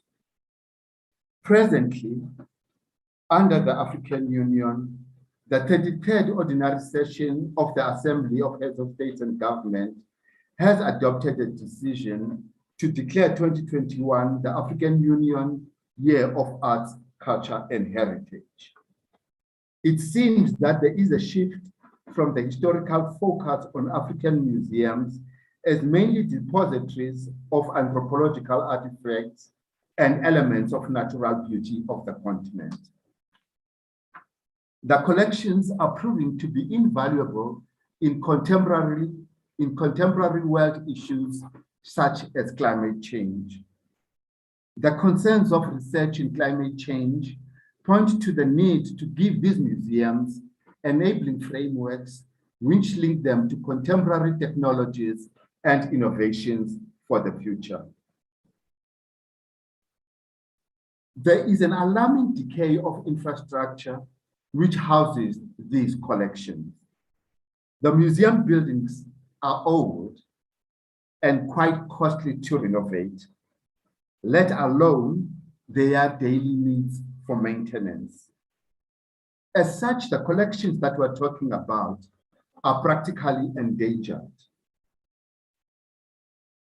Furthermore, the notions of public-private partnerships on the African continent have not delivered the much heralded outcomes that we anticipated. This is due to the inadequate policy and legislative frameworks that are necessary to underpin cultural development on the continent. Needless to say, these impediments continue to impact negatively on the core mandates of the museums. And these mandates are mandates such as conservation, preservation, research, education, and the noble goals of access, outreach, and democratization of the collections. Now, the arrival of COVID-19 on the shores of the African continent further complicated these scenarios that I've alluded to. Our museum doors got locked, and they continue to be locked out of their immediate vicinities, and they continue to be locked to the world. The collections are left unattended to and exposed to dangers without any mitigation or interventions. As such, our collections are in a precarious situation. Within the developed world, we see a bold and assertive use of technology to mitigate the impact of COVID-19. When this pandemic started, we saw in Western museums live streaming on different social media platforms as a way to reach out to audiences via various technologies. Whilst the pre-COVID physical space was closed, the new and expanded digital space emerged, and it ensured the continued presence of Western museums in digital platforms. From the developing and underdeveloped parts of the world, we see very little or no technological mediation between the museums and the mandates that they are supposed to serve. The institutions are suffocating and they are failing to survive. Simply put, there is no technological or digital presence to serve as a lifeline in African museums. All of this points to a need for a digital strategy for African museums. The absence of a digital strategy and presence on the web and other platforms is putting African museums at a tremendous disadvantage. For African museums, digital presence must be the essence of the now and the future. Digital technologies ensure vibrant and versatile presence for museums, and they ensure interconnectedness with the world and with the future. African museums must modernize in order to secure their relevance in digital future and in order for them to fulfill their mandates. In an article on digitization in museums, Navarrete points out that, I quote, digitization now supports and enhances all aspects of the work museums do. Even if technology was initially perceived as a contradiction for cultural institutions that revolved around their physical collections. Furthermore, the same author emphasizes that, I quote, museums increasingly connect all the information related to the objects in a digital repository, including images, history of the object, conservation reports, exhibition texts, related publications, and physical location of objects using a form of barcode. In essence, digital technology is at the core of management of collections and operations of museums. Digitization is a critical tool in gathering and consolidating data on the collections. Such data is critical for the characterization, for the verification, for the validation, and assessment of objects for conservation. Indeed, data is gold. Good data provides indisputable evidence on the status of an artifact. One of the major threats facing African heritage is the theft and the looting of its artifacts. This is an epidemic that has been active for decades, if not centuries. Law enforcement agencies continue to be hamstrung in their efforts to stem these thefts due to absence of reliable data on the artifacts themselves. Digitization can provide good data and support limited resources in the protection of African artifacts. The facts that are contained in the data also enhance the authenticity and the aesthetic value of the artifact itself. COVID-19 has been described as a global health crisis, which has unleashed the greatest economic shock worldwide. Also, it has alerted us to the deep value of digital technologies, like we are conducting this conference today. This has moved beyond the realm of social trends to become an entrenched reality of our everyday lives. It has forced upon us social and institutional changes. African museums are equally affected by these changes. And yes, to every cloud of the COVID-19 crisis, there is a silver lining. Digitization of an online database of collections can provide new content that can be interlinked with other collections within specific regions, for example, the Southern African region. By extension, different regions can be interlinked and thereby resulting in a much clearer and much broader picture of African collections. We often point out, and correctly so, that the African borders and boundaries are colonial and that they are artificial. And we always point out that there is a cultural and historical interconnectedness amongst Africans. Digitization can then assist in decolonizing colonial boundaries in African collections. Such an outcome will enrich research, knowledge production, and conservation efforts in African collections.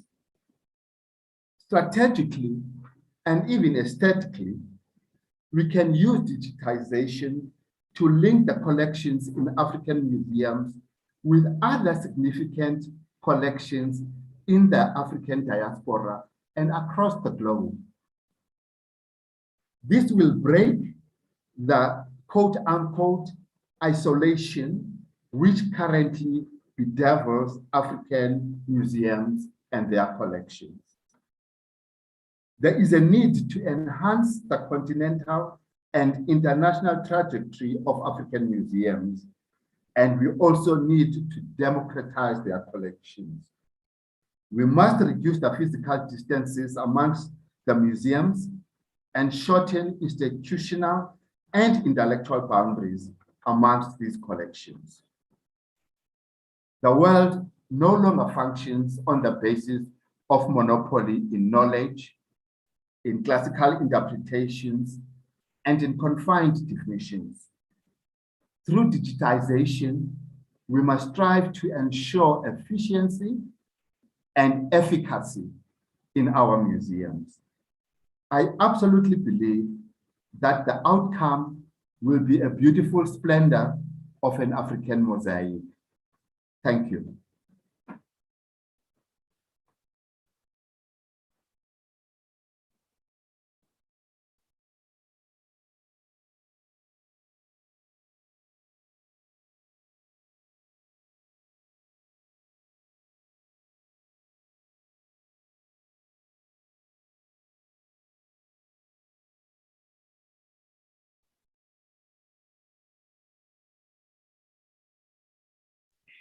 Using the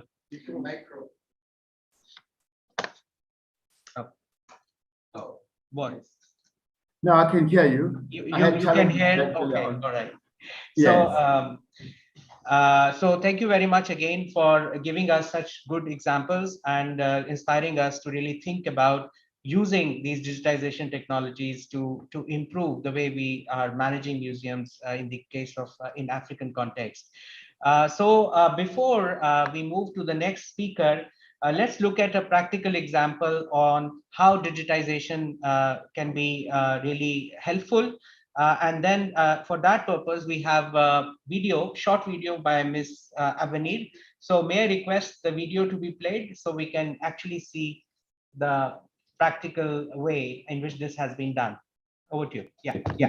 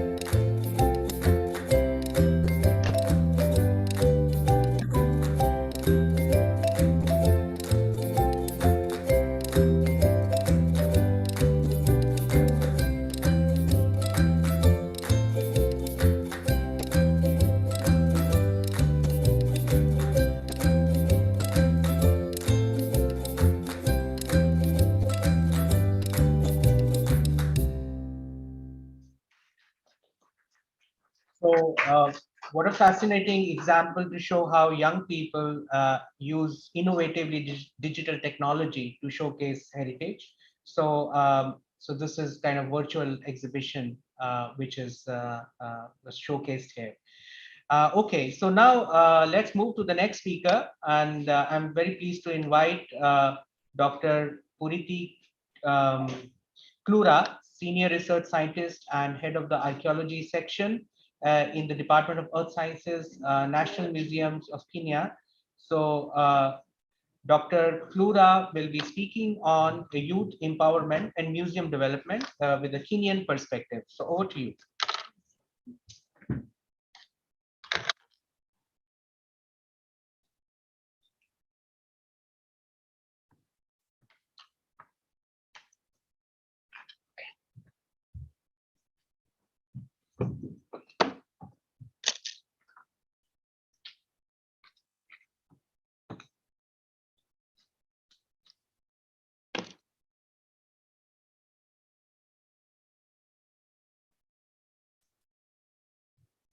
See whether we'll be able to do this.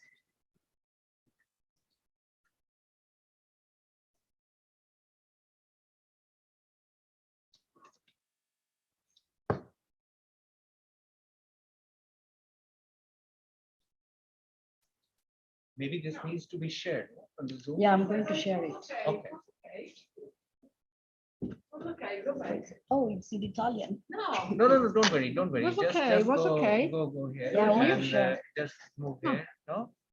Because we need to select the PowerPoint, right? Okay. And then now you are ready. Okay, And you just, click here.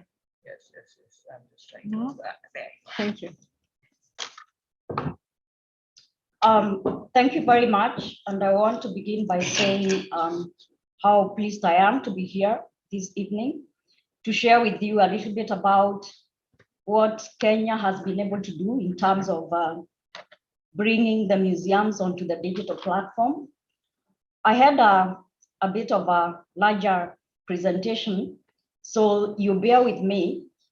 I'll skim through some of the slides, but I want to get more into the substance matter, which is just showcasing some of the things that we've been able to do as the National Museums of Kenya. And we all know, and we've heard since morning, that Africa has one of the youngest and fastest growing population. And it's most of this population can be used to the advantage because the youth are very creative and innovative. And so if we took that population and were able to enhance them, then we would have a better economy. And also the youth would also have job opportunities because there are very few job opportunities in Africa. And like for Kenya, if you look at Kenya in 2017, the population for the youth was about 61%. And when I talk about the youth, I'm talking even about children from 0 ages all the way to about 24 years. And this means that the country was experiencing what we call the youth bulge, whereby the opportunities for the youth became less and less, and they started getting into some of the vices that we all know about, including drugs, theft, and even when we talk about terrorism, some of them were also getting into terrorism. Kenya in general is well known for its heritage, going all the way from prehistory, when we start talking about who we are today, and then also looking at the nature, the heritage within the nature. And this is very important because these are opportunities that the youth can actually be able to run away with and create opportunities out of them. Kenya has about 7 World Heritage Sites. They are both, I think we only have very few natural sites, or most of them are actually cultural sites. So there are opportunities right there for the youth to be able to come on board and use that heritage to their own benefit. These are some of the peoples of Kenya, and through migration from different parts of the world, they brought with them things like economies, dresses, food, music. So there is quite a variety of heritage within the country. Then, of course, we cannot stop talking about explorers and colonialism, because they also formed part of the heritage that is within the country. And some of these opportunities, we can say there were good opportunities because there were trade interactions, there was human social structures that came on board. And there were also things like architecture. If you look at the country, it has a lot of architecture. It has education, hospitals, and all these opportunities are there within the heritage sector. And of course, there are the vices which also we cannot shy away from. There's slave trade, there was also colonialism, and there was also plunder for land, and also some of the cultural objects, and we've had this through and through. So when we look at all these opportunities, then we can be able to tell our youth to take up these opportunities and create something out of them. And when we talk about the youth, the National Museums of Kenya has actually been working with the youth who have already finished high school and those who have already finished university, because these are the ones who are getting into the vices and they are the ones without the jobs. We've been able to work with Google Arts and Culture. We've also been able to work with Amazon. And out of these, we've been able to digitize, and I'll show you just in a little bit, we've been able to digitize about 150 prehistory collections. We've also been able to digitize about 10,500 high resolution photographs, 90 expert curated exhibits, and 60 street views of 16 museums and sites in Kenya. And now at a click of a button, and this is what I'm showing, you can be able to enjoy, like what we've seen from Cameroon, some of these digitized forms from anywhere in the world. So you can click on any of these links and you are able to see maybe what some of those things are all about, what the different cultures of Kenya are about. And there are also stories which have been embedded in some of these digitized areas. Then we've been able to bring the youth on board to be able to create and co-curate exhibitions using modern technologies.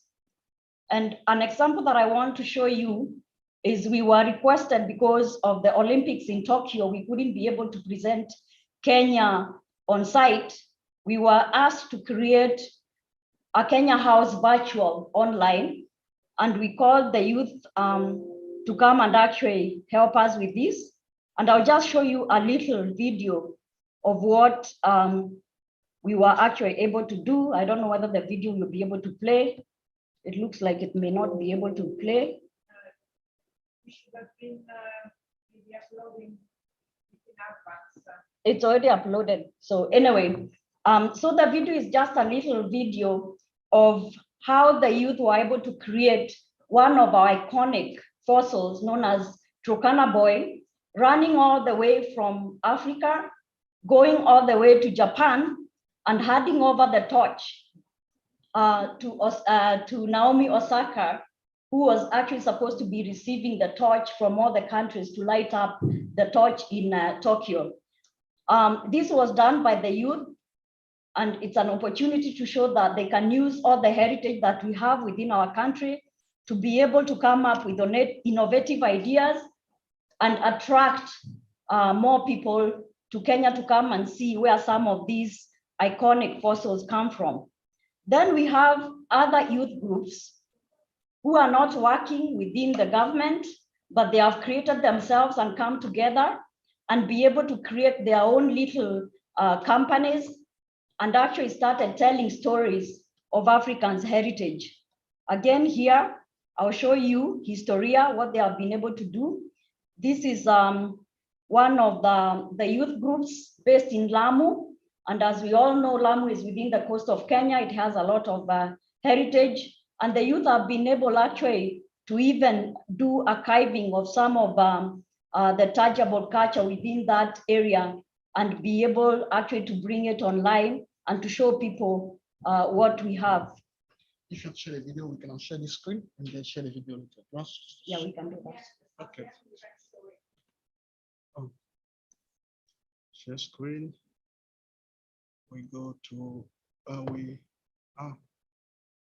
This is part of the technologies that we are talking about. Well, maybe it's because I'm not a youth, that's why I'm not able to maneuver through the technology. But it's just showing you some of the things that we actually need to. Okay. and then Yeah. So this is the little video that I was talking okay. about. Yes, it's gone. And you can see it's within an environment which is perceived to have been the environment where the fossil hominid, the Turkana boy, lived. There were stone tool makers at that point, and then they also created controlled fire. You can see fire actually being created. Sorry. And here is the young man. And to stop, and then to stop to be able to share with the people online as well. They cannot see. Sorry. We have to, yeah. Yeah, I had to. What's the Zoom here? He's trying to share with the people online. As well, they can also see share screen. It's on the, Why here? Where is that video? I can't see that. it's on the desktop. Yes, and where is the desktop Should be now? seen here. No, it's not that. Yeah, we cannot share. So this is a project for people online. Yes. Yeah. They cannot see. And now it's gone. Let's go back to the presentation. Okay. Okay. Sorry. And I was told that this took like a couple of weeks for the youth to be able to create, because it's web technology which you have to be very aware of and to know. So they were able to create this young man, our iconic fossil, the Turkana boy. I think I'll just have to forward the video so that we don't, you can see him running all the way to Tokyo with a torch.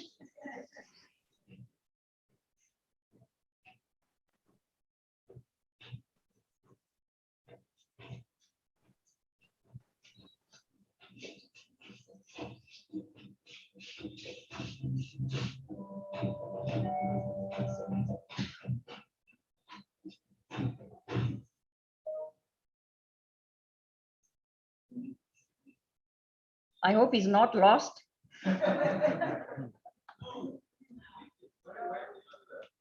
Because of time.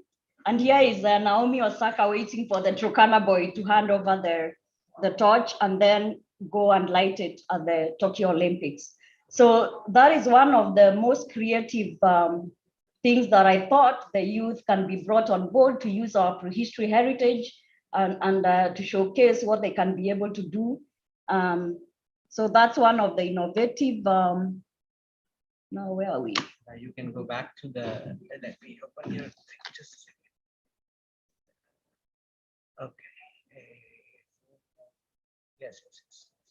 And we need to share your PowerPoint again. So here we are. Okay, where are you? No, it's okay, I can Do it? move, Okay. yeah.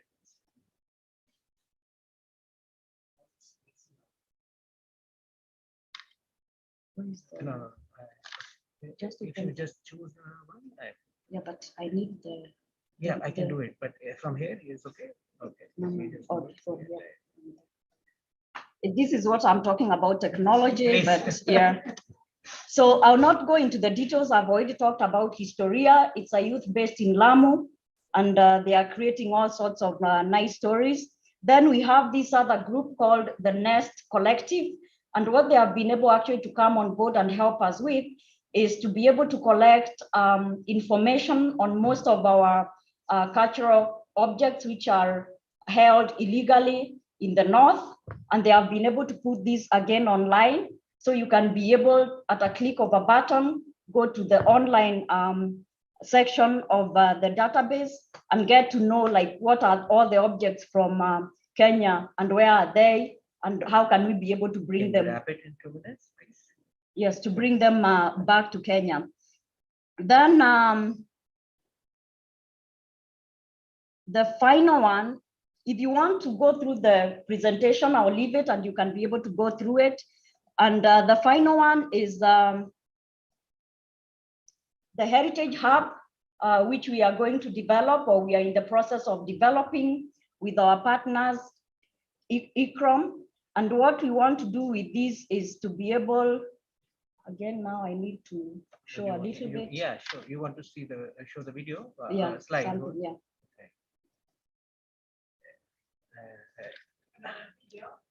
Is there a video or? Yeah, it's a video.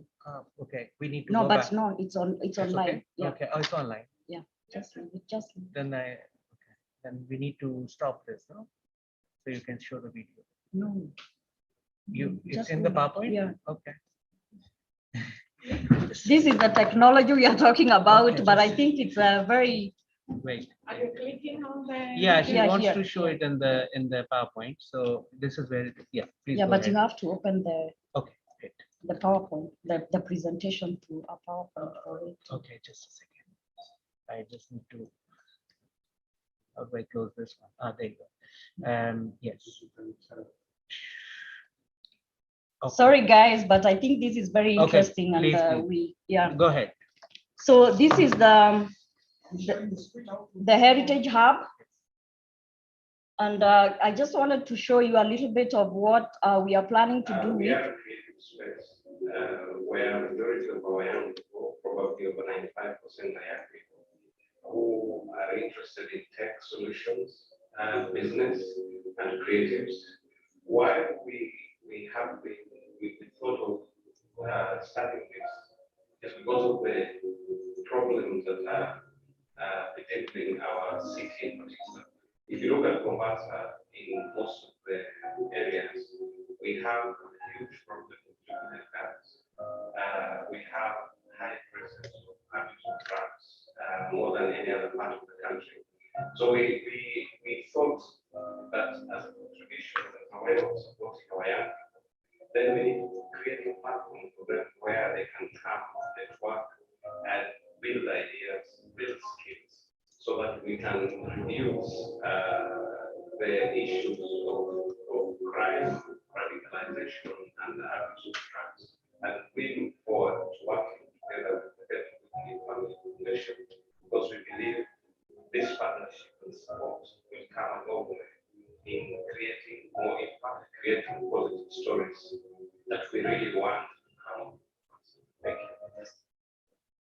So just to show you some of the things that they are able to do. Whose purpose is to raise more awareness, advance knowledge, and create livelihood opportunities for the youth and communities in heritage.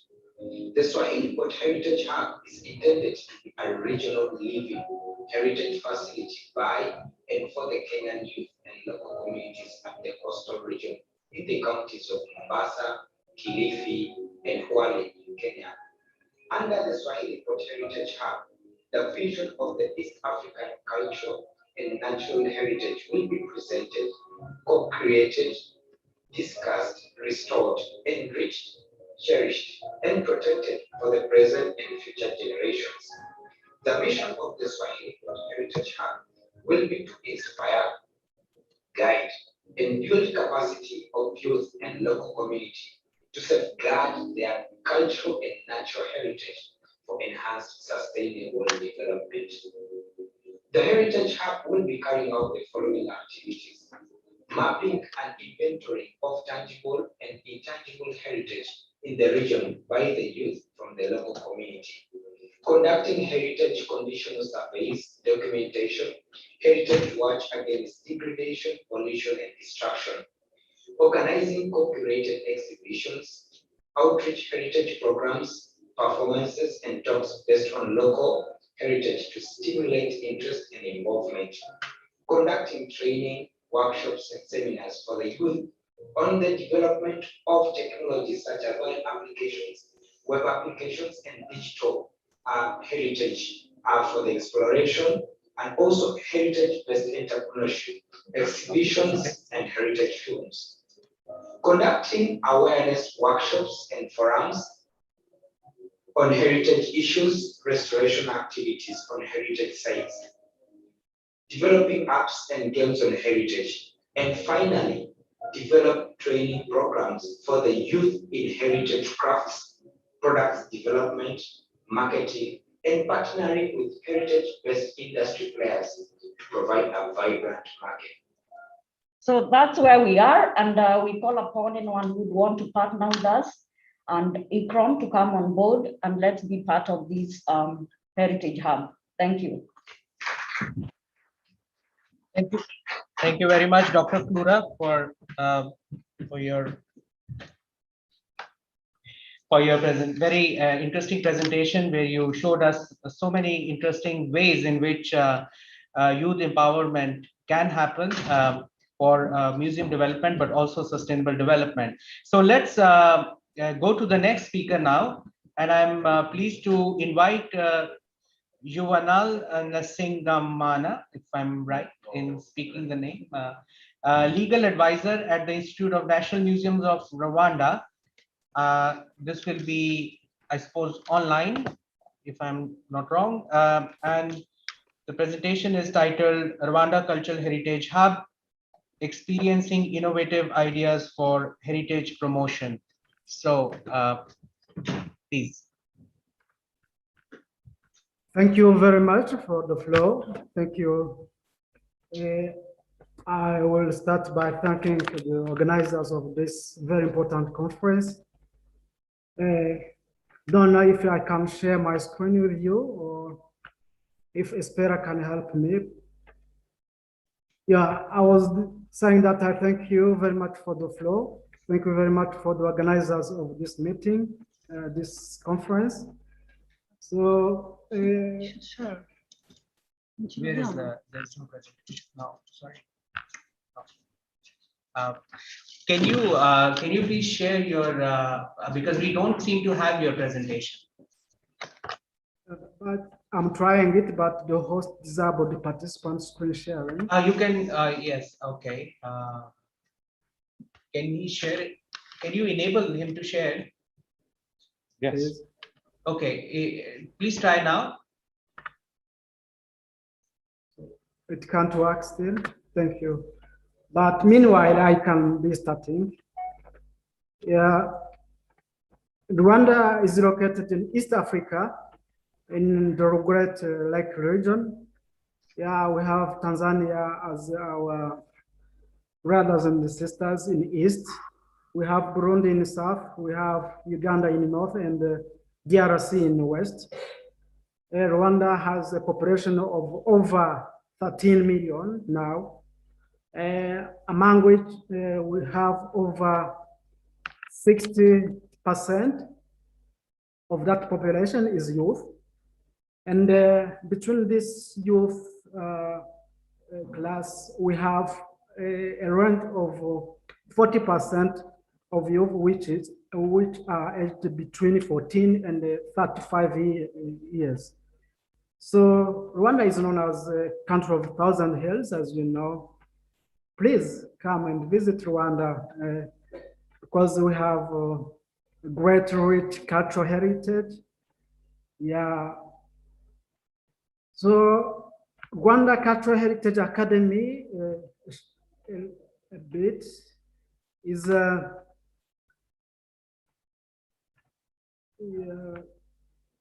can you go to the second slide, please?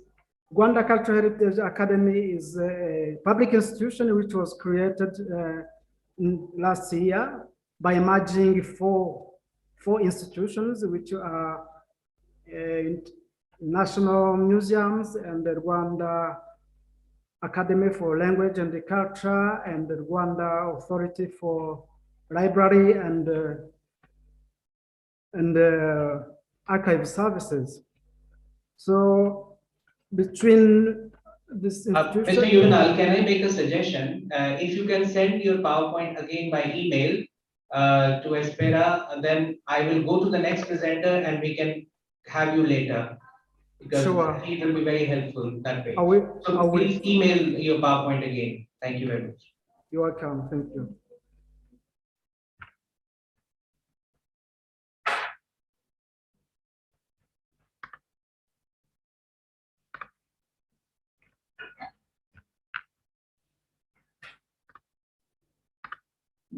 So can you proceed with the other presenter, or I had shared that with Spera. I don't know if he has received it.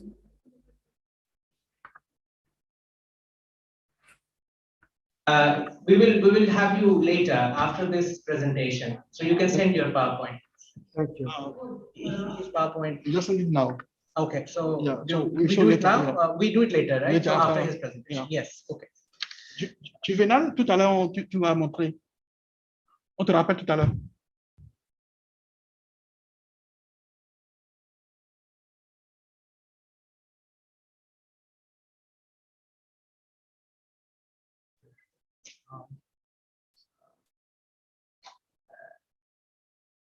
No.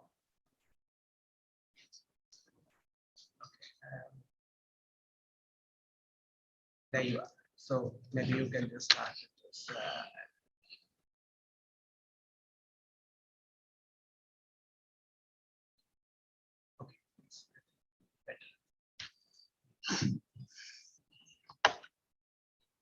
Okay.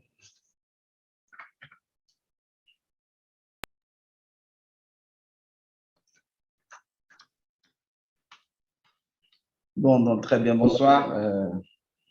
Présenter très rapidement ce qu'on fait avec les nouvelles technologies au niveau de l'école du patrimoine africain. Next. Donc, voilà, technologie numérique, compétences en innovation, l'exemple de l'école du patrimoine africain.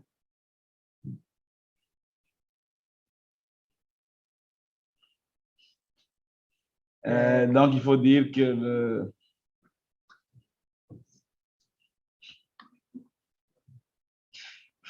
le numérique agit durablement sur le modèle économique des entreprises.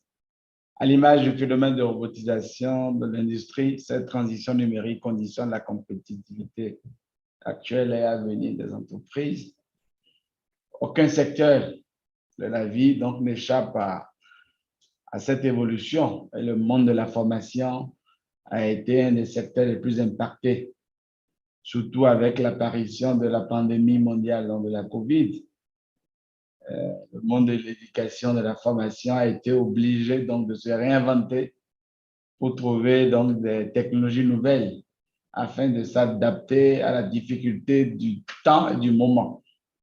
Et l'école du patrimoine africain n'échappe pas à cette tendance évolutive, étant donné son statut d'institution panafricaine universitaire, de charger de former des étudiants, de nouveaux bacheliers, désireux de faire carrière dans le domaine du patrimoine culturel et les professionnels. À Angoussa, ce sont rapidement quelques éléments très rapides, un peu pour ceux qui ne connaissent pas l'EPA. L'EPA, c'est de 23 ans, c'est créé depuis 1998. C'est plus de 2000 professionnels africains formés dans de 44 pays. C'est plus de 300 activités organisées, plus de 60 partenaires à travers le monde.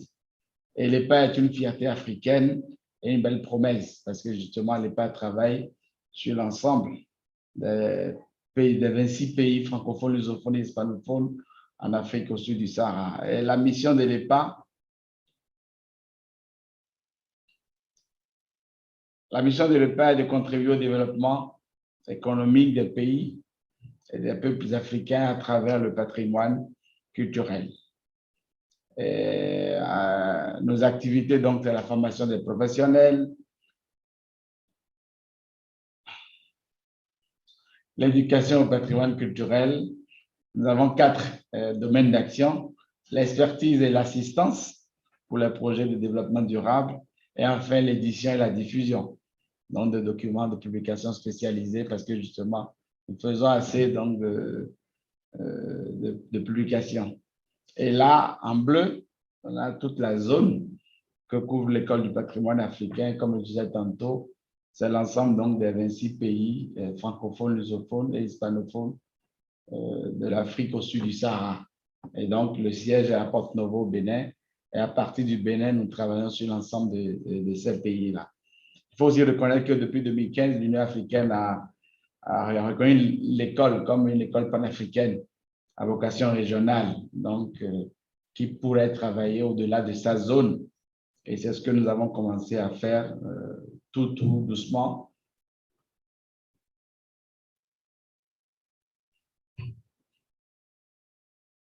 Alors, par rapport donc à ce qui est donc de l'application des nouvelles technologies dans le processus de travail que nous faisons à l'École du patrimoine africain, je prendrai juste deux exemples.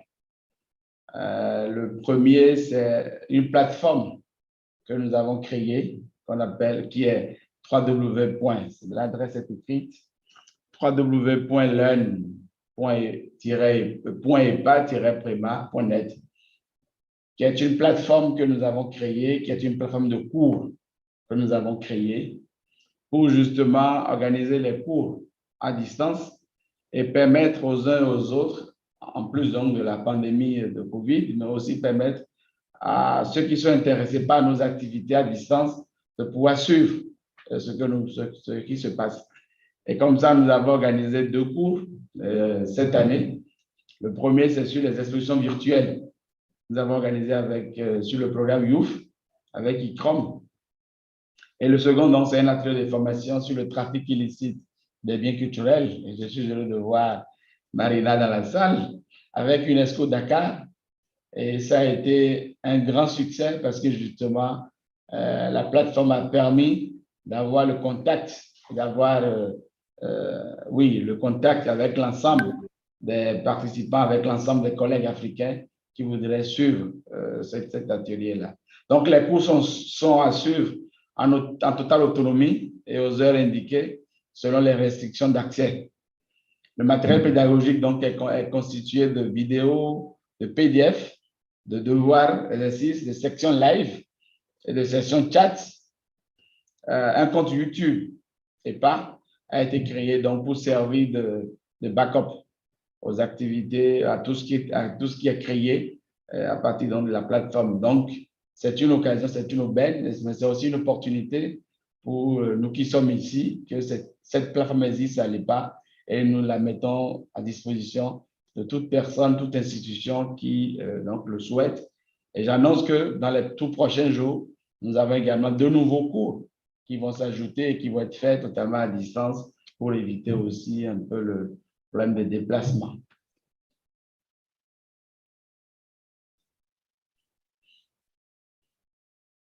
Et donc, on a fait un cours un atelier sur les expositions virtuelles. Et cet atelier a permis donc d'identifier 3 projets que nous avons soutenus. Et c'est des projets qui ont permis donc c'est des expositions virtuelles. Et je suis heureux tout à l'heure de voir que nous avons observé un visuel du Cameroun, d'Avenir et Jean-Paul. Donc, il y a les costumes traditionnels du Cameroun, la vie et l'œuvre de Jonas Pedro, ça c'est au Bénin, et les œuvres du musée de la musique, Georges Ouedraogo. Donc, ce sont là les 3 projets qui ont été soutenus, et c'est des projets qui sont en réalité que des expositions virtuelles.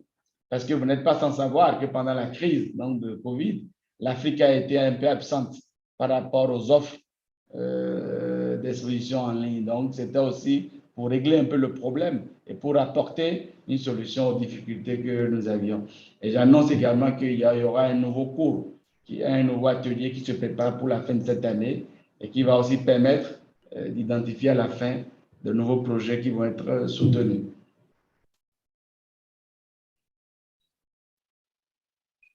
Et donc, ça, c'est des visuels sur la plateforme de cours en ligne.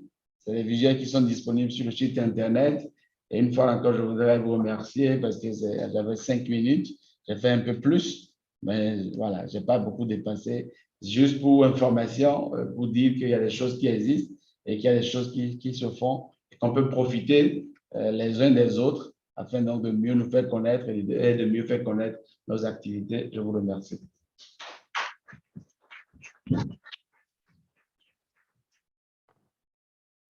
Thank you very much for your very interesting presentation. Again, showing some very good examples, initiatives that you have been taking up in the region. We will take a few minutes to download the presentation. So until that happens, it would be good to have a few questions or any comments from the audience. The audience has been very silent, so it's nice time for them to speak up. Anyone would like to, are you done? Oh, good. Alice has managed to download it. So we can move to the next presenter.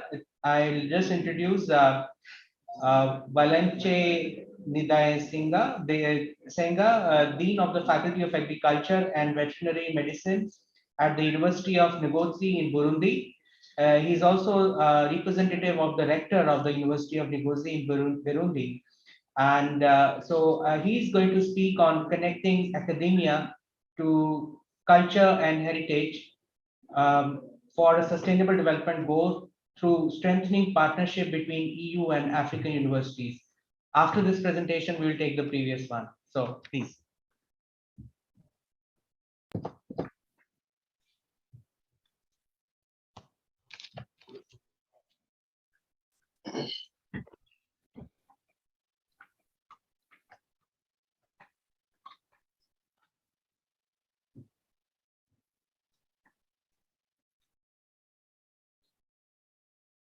Thank you very much. As I speak also Italian, I want to greet Italians in Italian. Vorrei salutare gli italiani perché non è che sia facile trovare qualche africani in una conferenza grande e importante come questa, un africano che parla italiano. Per cui vi do un saluto anche dalla parte del mio rettore Apollinare Bangaimbaga di Ngozi.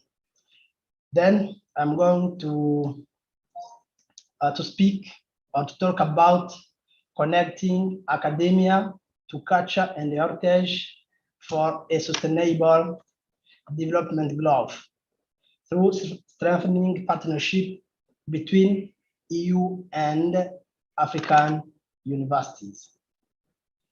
So if we start with the challenges and the context, we can see that today, nowadays, the world is facing a series of challenges, among which we can cite the addressing of the effects of climate change on food production and on sustainable economic and environmental growth. The erosion of culture and heritage in many countries worldwide is significant due to many factors.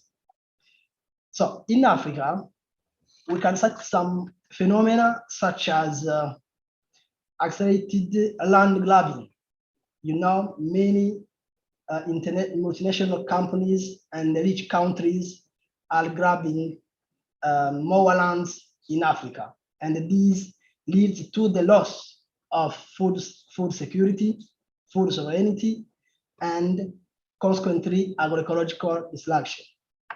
You know, more companies from abroad are purchasing big sites of natural resources, such as sites of gold, diamond, cotton, etc., on which African youth hoped to rely so for their growth. Some complex contracts have been signed between governments of Africa and some big companies from abroad and some rich countries. And those contracts are more than 50 years.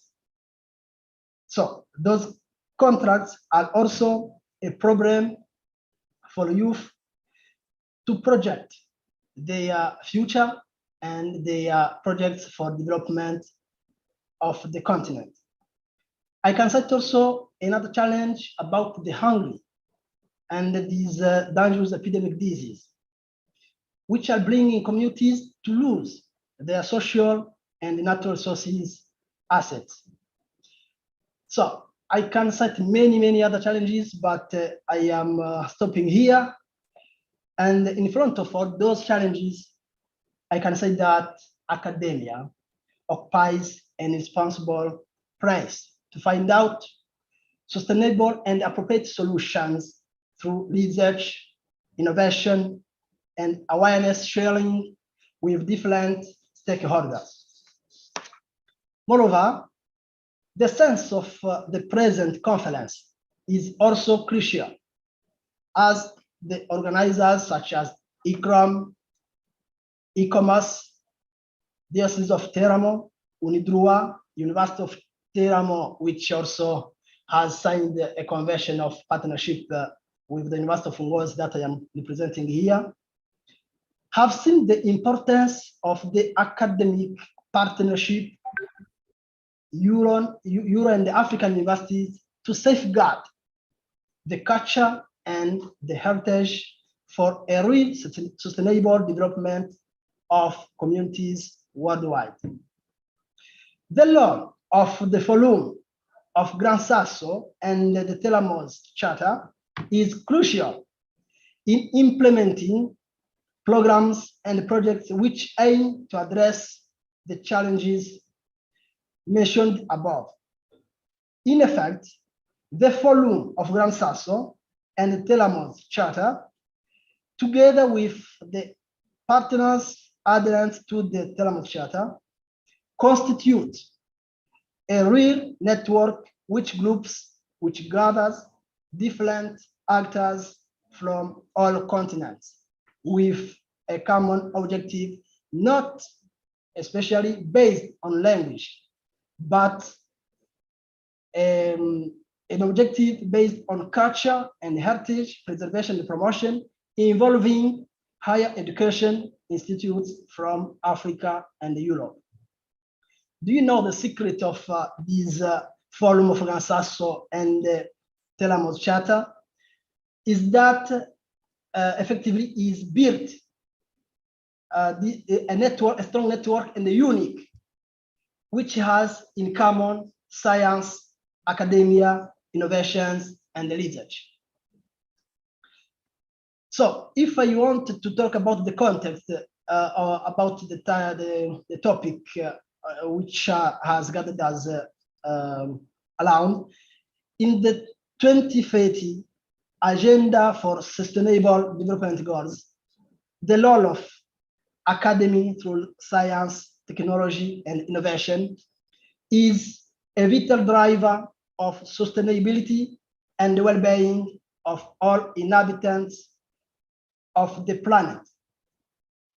The European Union and the African Union equally recognize that a sustainable transition to knowledge-based economies needs to rely on science, research, and innovation.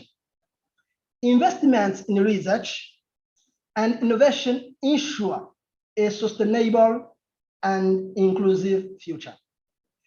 Specifically, in times of the coronavirus pandemic, research and innovation are best placed to accelerate the strong cooperation between European Union and Africa, strengthen then resilience and crisis preparedness, and support global competitiveness. The third conference for a Euro-African academic partnership is the best opportunity to hold in order to accelerate the cooperation between European Union and Africa, strengthen resilience of African universities. Culture and heritage are the basis of each kind of sustainable development. However, the price of academia to reach a real development, highlighting and preserving culture and heritage is important. Thus, the partnerships shall focus on strengthening the mobility within students and academic staff. Also, exchange of postgraduate students for periods of study and research, as well as common publications and information on the specific fields of study and research, planning and development of joint research projects. In effect, I don't doubt that the present Fed conference for a Euro-African academic partnership recognizes that the education, dialogue, collaboration, and the research are keys which play critical role in managing, safeguarding, and ensuring respect for cultural and present and natural heritage and resources. In that sense, I recognize that the organizers of the present conference have been investing in the last years and till now on its internationalization and cooperation for development by boosting and promoting actions aimed to support capacity building and knowledge transfer worldwide. However, relying on the topic of the present forum about the Fed conference for a Euro-African academic partnership, I am willing to suggest some strategies which can help to reach the objectives of this conference. The first strategy is to see together with the same eye the thematic of growing together, building a new academic ecosystem to face the new challenges of the cooperation for development in the Euro-Africa universities. Collaboration. In effect, the field of research, technology, and innovation still be virgin in Africa. Africa is a continent with a huge potential for research and innovation. The problems of poverty, hunger, climate change, natural resources extension, habitation, technology and technology transfer must be resolved. The key to cope with all those problems and resolve is the academy and the cooperation between Africa and Europe. Many programs aiming to promote and strengthen the cooperation between African universities and the European universities have been developing. Here I can cite some examples, such as Erasmus Plus program and the RISE program, in Orators African Research Initiative for Scientific Excellence. However, those programs focus specifically on the mobility of staff and students from African universities to go to Europe, building their capacities. The new strategy that I can suggest is to promote also the mobility of staff and students from European universities to come in Africa. What I have called to build a new academic ecosystem. Yes. So I invite that the universities from Europe also feel to send their students and staff to go to pass time in Africa and to share the experience. As seen, for example, is to evaluate how many theses carried out in Africa by African students studying in Europe, which remain in many libraries of European Union universities without being highlighted or translated into actions which can help the communities to reach a sustainable development growth. So from that, I think that if we carry out some activities of research in Africa and implementing actions there, it should be useful. The second suggestion is to build capacity in the field of youth. Here, I would want to thank Fiorella Perotto, who has told as president of European Union, because she has said that African countries with low participation in some programs of European Union, such as Erasmus Plus, will have an important place in boosting them to create and strengthen knowledge. Will you finish it because we are running very much behind? Yes, I am. Just wrap it up, please. I am finishing. And the third suggestion is capacity building in higher education, and also empowering African universities to serve collectively the communities, especially private enterprises, to involve poor countries forgotten last years in many projects of cooperation and research between European Union and Africa, should also bring everybody or inhabitants to grow together. I suggest also to create private observatories on culture and heritage in each country. Creating a common platform on culture and heritage should be also a solution to connect everybody so that to know what is happening in the world and in the sector of culture and heritage. University of Ngozi is ready and open for such cooperation. Thank you. Thank you.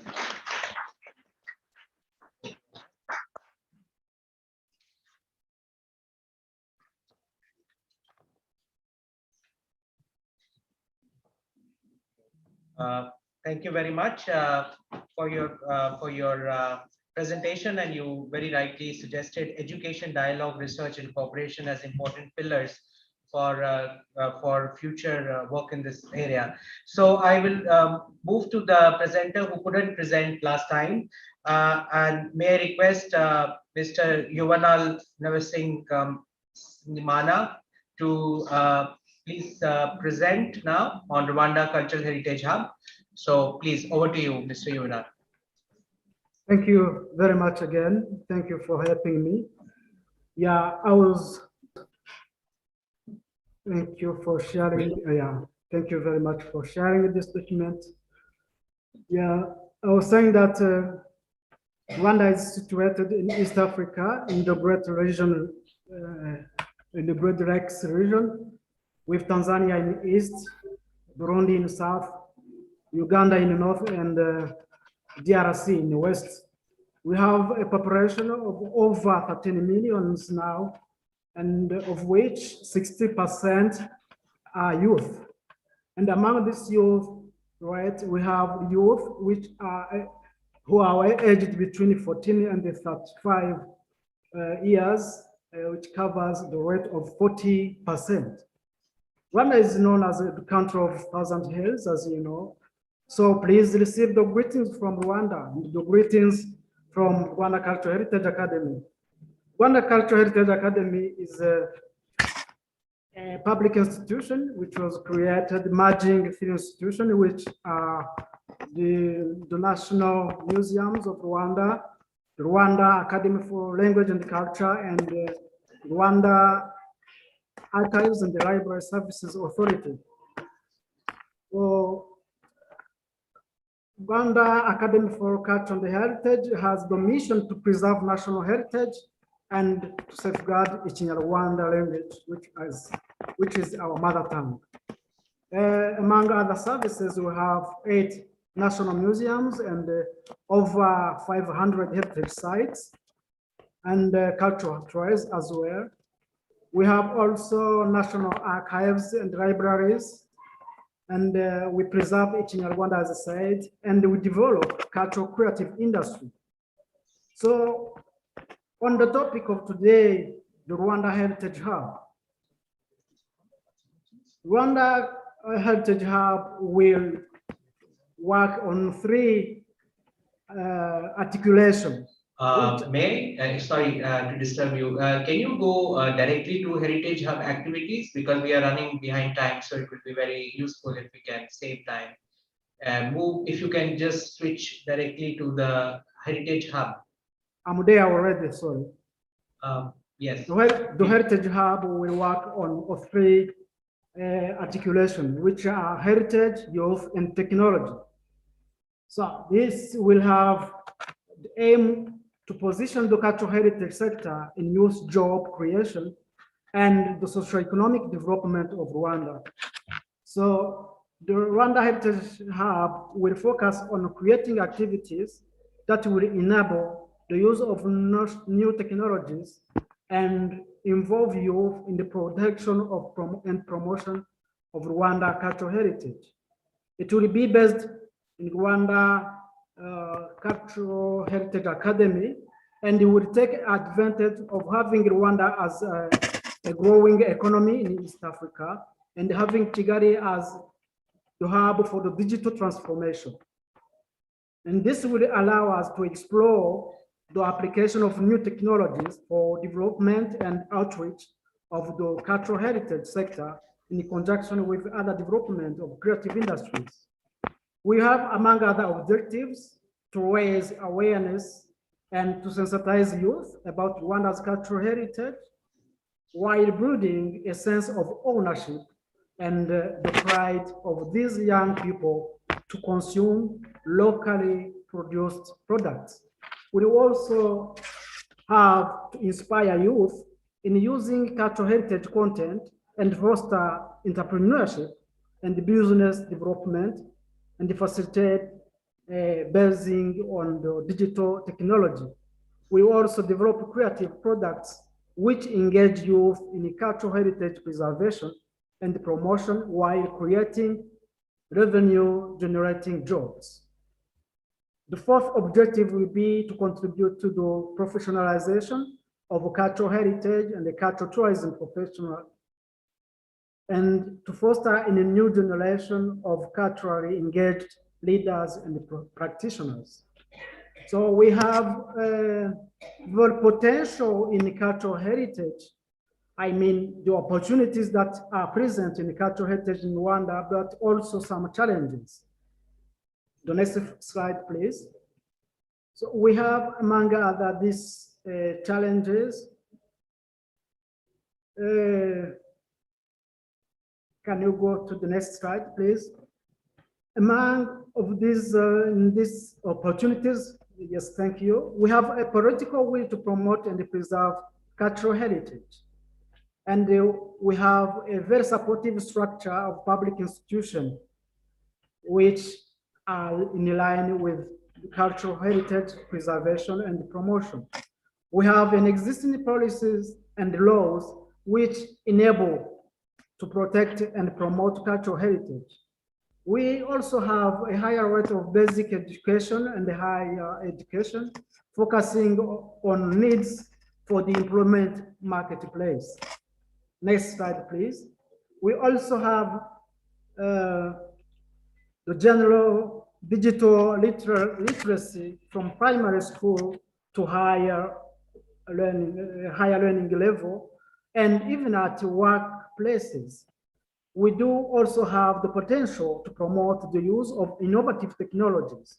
Rwanda has positions well itself in IT infrastructure because we have the internet broadband crossing the territory of the nation. We also have an existing institution which is called the Business Development Fund, which can help in this project. Among other challenges, next slide, please.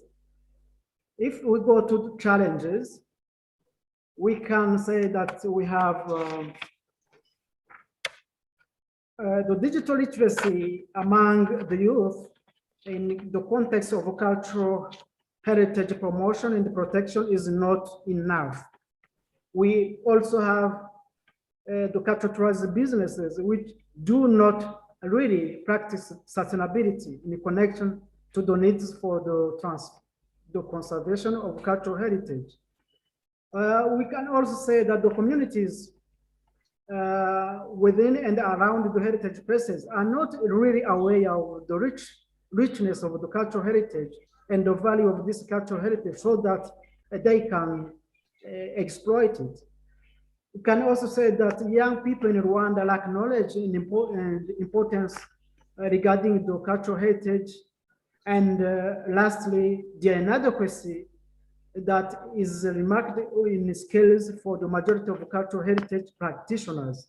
So this heritage hub will come to face some of these challenges. If you can wrap up in 2 minutes, thank you. You're welcome. This the Heritage Hub will focus on 3 activities, which are cultural heritage related business development and capacity building and trainings, and lastly, the creation of a communication platform.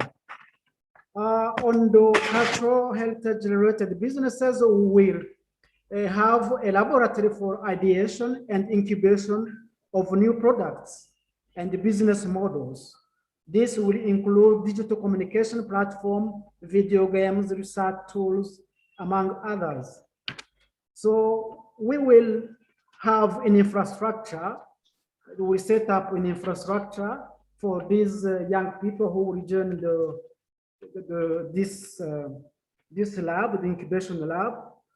So we will set up the infrastructure and the equipment, and we plan for some trainings for them. So the laboratory will host a IRA competition and award genuine. We will be awarding genuine income generation projects between 2 and 3 projects each year.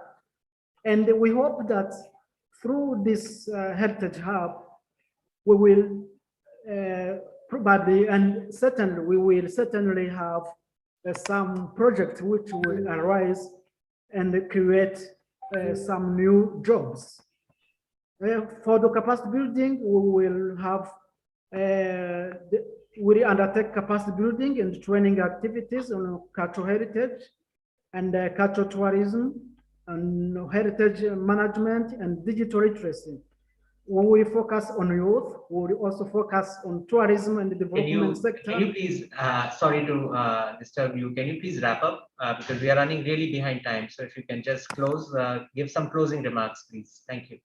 Thank you very much. To finish, I would just please go to the last slide. Yeah, I would say that like kind of recommendation that in the context with this partnership between Africa and Europe, we will recommend that we strengthen the partnership relationship between governmental, non-governmental, and the private and academic institutions, focusing on each and every one needs for sustainable preservation and promotion of cultural heritage. The second recommendation would be to develop new degree programs and curricula that respond to the employment market needs, especially those related to the protection and the promotion of cultural heritage.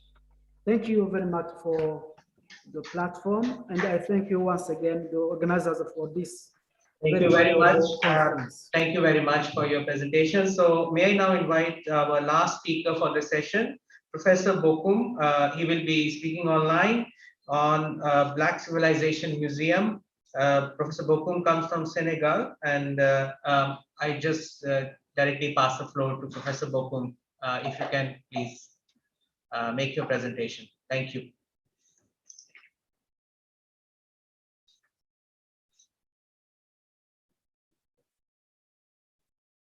Hello?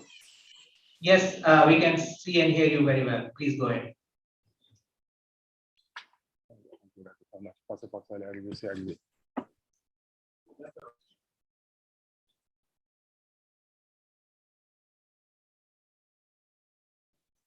Attenzione, si ricorda ai partecipanti al 4º Forum Internazionale del Gran Sasso che alle 18 in Aula Magna si terrà la sessione plenaria dall'Apocalisse alla Genesi con il professor Ivano Dionigi.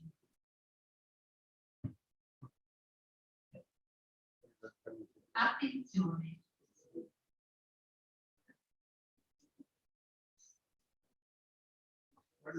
Si ricorda ai partecipanti al 4º Forum Internazionale del Gran Sasso che alle 18 in Aula Magna si terrà la sessione plenaria dall'Apocalisse alla Genesi con il professor Ivano Dionigi.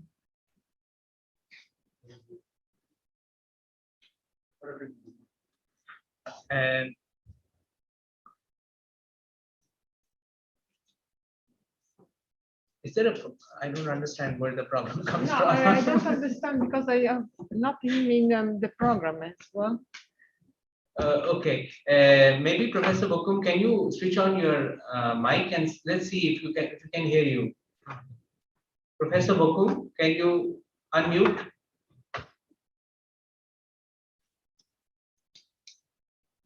Hello, oui? Yes, yes, please. Can you speak? Yes, please go ahead. Sorry about the disturbance. Please go ahead. Bien, merci beaucoup. J'ai quelques petites difficultés à vous suivre. J'ai même envoyé un message pour savoir dans quel ordre on allait intervenir. Donc, je vais juste vous dire très rapidement ce que je pense de la question qui nous a été posée. Technologie numérique et compétences en innovation, apprendre des expériences du musée des civilisations noires. Donc, très rapidement, je vais partager avec vous l'expérience que nous avons dans ce domaine-là.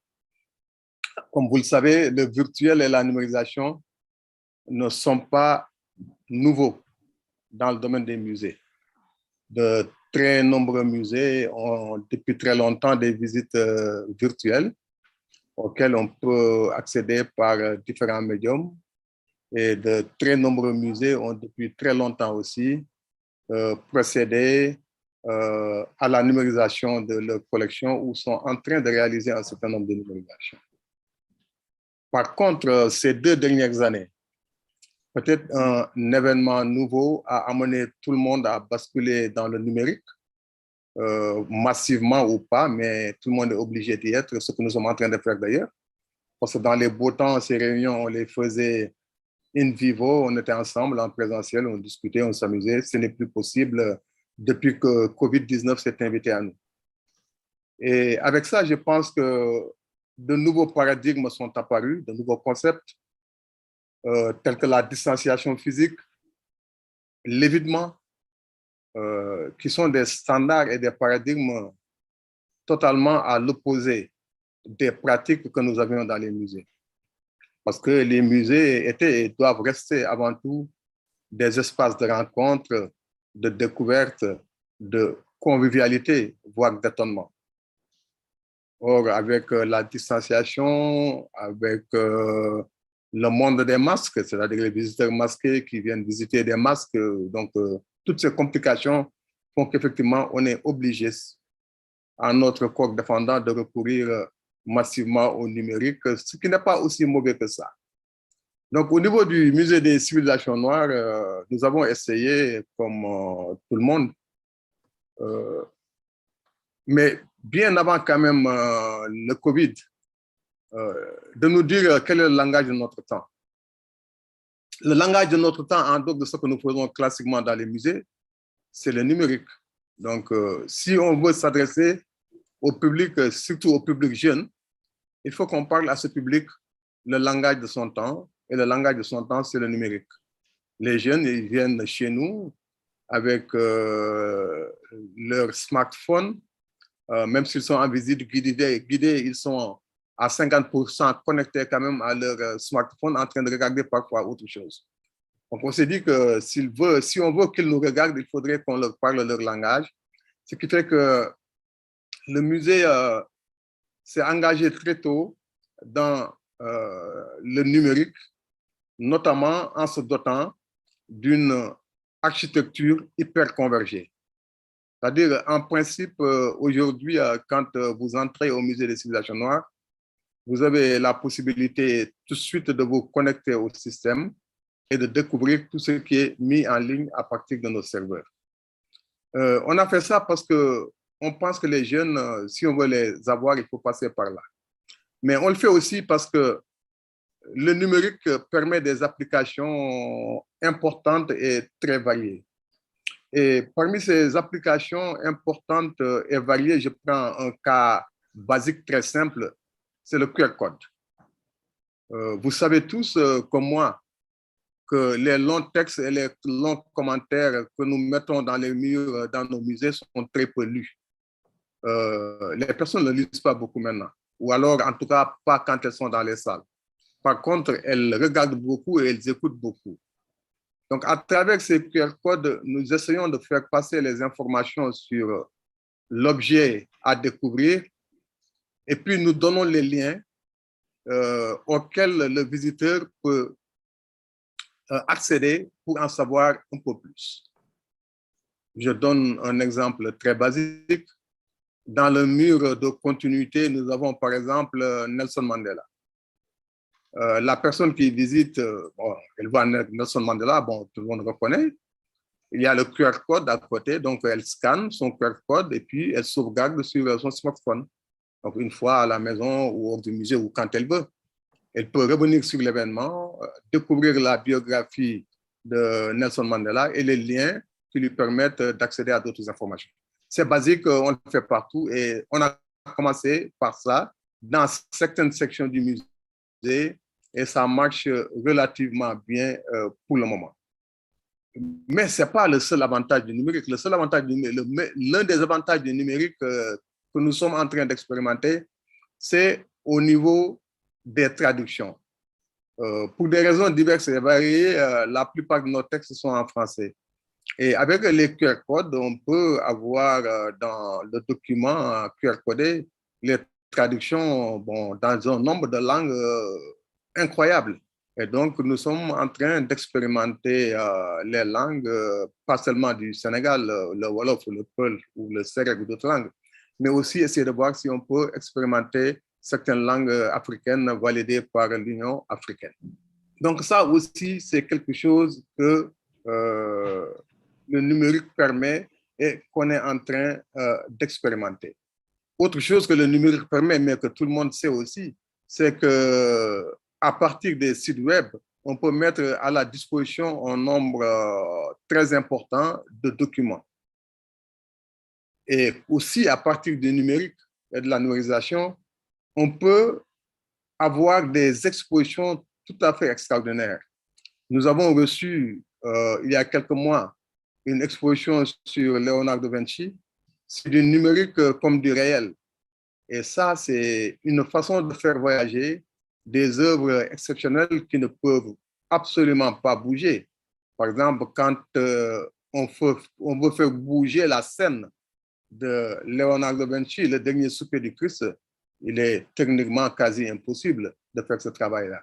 Or, avec la magie du numérique, on peut reproduire cette œuvre-là et la faire voyager un peu partout dans le monde. C'est ce que nous avons fait avec un certain nombre d'œuvres de Leonardo Vinci.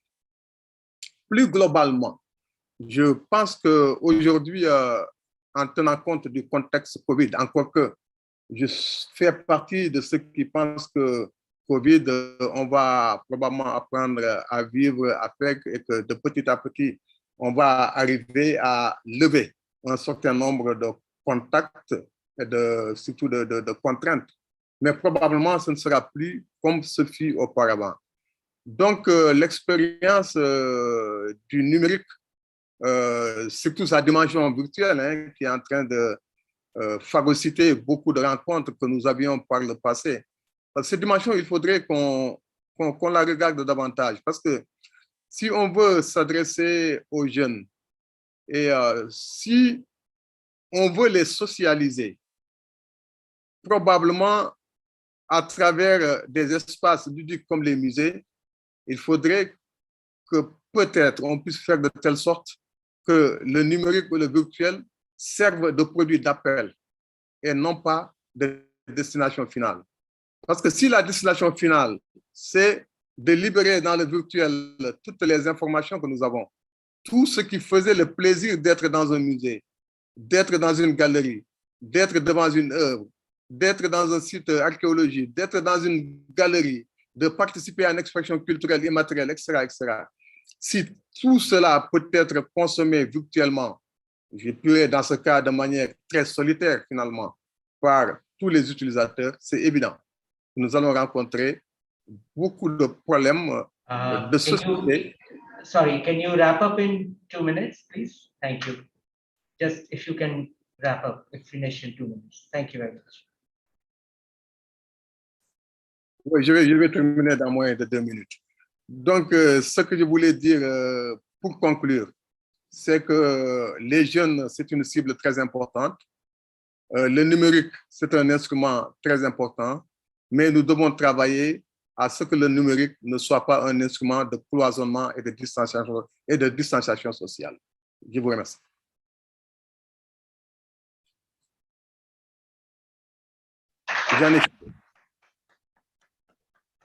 Thank you very much, Professor Bokum, for your very, very informative presentation. So let's close this session by thanking all the speakers who have made very, very informative, very inspiring presentations. So let's give a hand.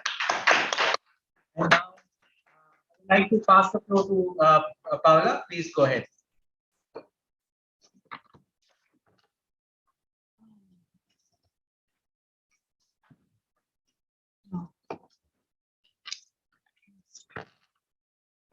Sai fare il film, Paola? Sì, Sai fare il certo. film? Okay, so I think that all of us are a little bit tired, so we should have some break now, but if you like, we can continue and finish by, I think that now is time to open the discussion. We have the planning now includes the roundtable discussion on the outcomes of the Teramo declaration. There was a break, but actually we took some time also for the speakers and give us some space also for all. So I just would like to take some notes from my side. Actually, Professor Dino Mastrocola, he is busy because the Ministry of Research and Universities is planned to arrive now in Teramo. He will give a talk tomorrow morning. So actually he cannot be here with us. Nevertheless, I would like to open now the discussion about the Teramo Declaration document. Just to say something, we can consider it as a tool that that was somehow developed 3 years ago in 2019. The Teramo Charter or Declaration has been signed by 25 rectors of African universities and delegates and representatives of some organizations, and was promoted by the University of Teramo, ICROM, CRUI, which is the Conference of the Italian Directors of the Italian Universities, and the Ministry of Foreign Affairs and International Cooperation. The Teramo Declaration was focused on education. The main aim was somehow to highlight the role of education to manage, safeguard, and ensure the respect of a cultural and natural heritage and resources, and education as essential for the sustainable development. In the Teramo Declaration, the role of academia is well highlighted as a place and a community for exchange of experiences, best practices, join forces, design and develop higher education initiatives, co-creation of initiatives, and generation of knowledge and culture. And the multilateral organizations as main stones to strengthen the education system for sustainable development in Africa. So actually, thanks to this, I mean, the first conference we organized, it was in another room, and we were 30 people more, and then many representatives there. In 2019, the 2020 was fully virtual. And before this conference here, we had also, let's say, an intermediate meeting in Lampedusa that was promoted by the Lampedusa municipality because of, I mean, they recognize the value also of the Teramo Declaration, and they asked actually for the value of this Teramo Declaration, asked us all the institutions that signed this document to support the issues of Lampedusa, which is the first island in the Mediterranean that somehow is reached by migrants from Africa.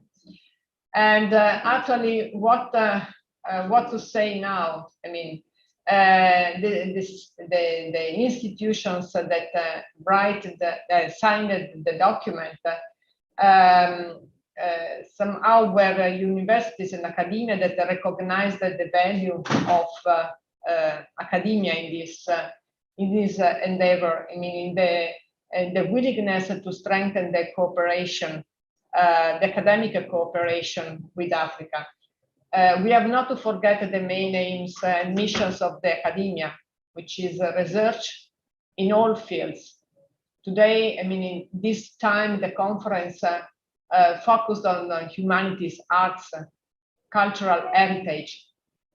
The other time, I have to say, the first conference, we focused more on safety and One Health aspects, which are also relevant for both continents. So actually, research is a key aspect that we we can use for cooperation. Teaching, education is the second mission, and it has to be considered as a way to cooperate, but also knowledge transfer. And here today, for instance, I learned a lot. I learned a lot from each of you. I'm not an expert in cultural heritage, in arts and museums. I'm a scientist, I'm a food scientist, and but I'm discovering a lot from your speeches. So this exchange of culture and also knowledge that is behind your each of you is something that we have to give another value also for the future, also in other and future events like this. And the third mission, which is becoming more and more relevant, is the community engagement. I mean, community engagement means that we have to transfer and to involve our society. And academia, in this respect, here with all of you, as a representative of main organizations, non-academia organizations, is also doing that. What I would like to highlight is that on your side, each of you, each of the institutions here present, has somehow highlighted the connections with universities. So this means that this is something already active in place. And we believe that the interaction between these two main stones of our society has to be pursued in order to get results.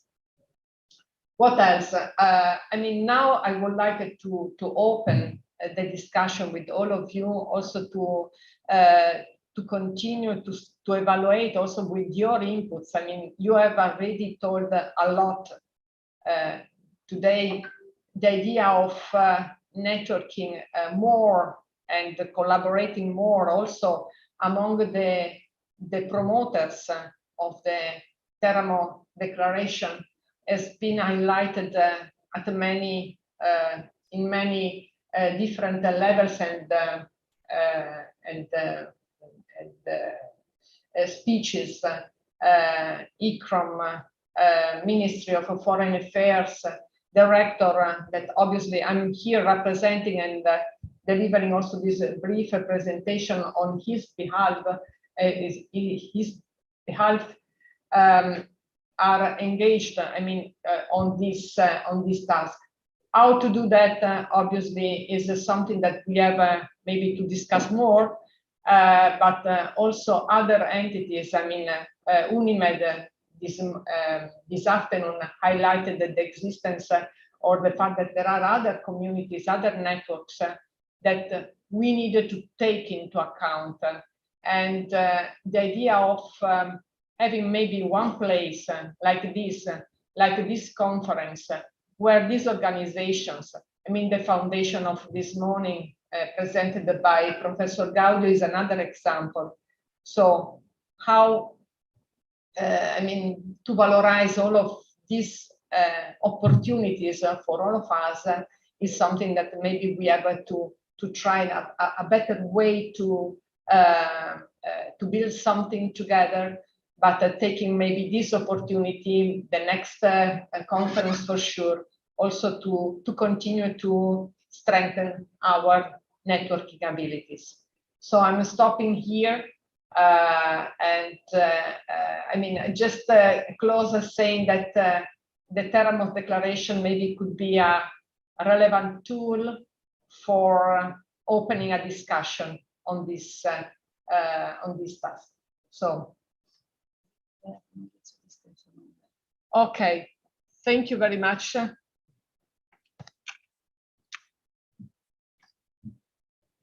Good. Maurizio Di Stefano is here also with us. Sorry, but I needed to change the glasses. Maurizio, thank you very much for joining. So, I don't know, I hope to...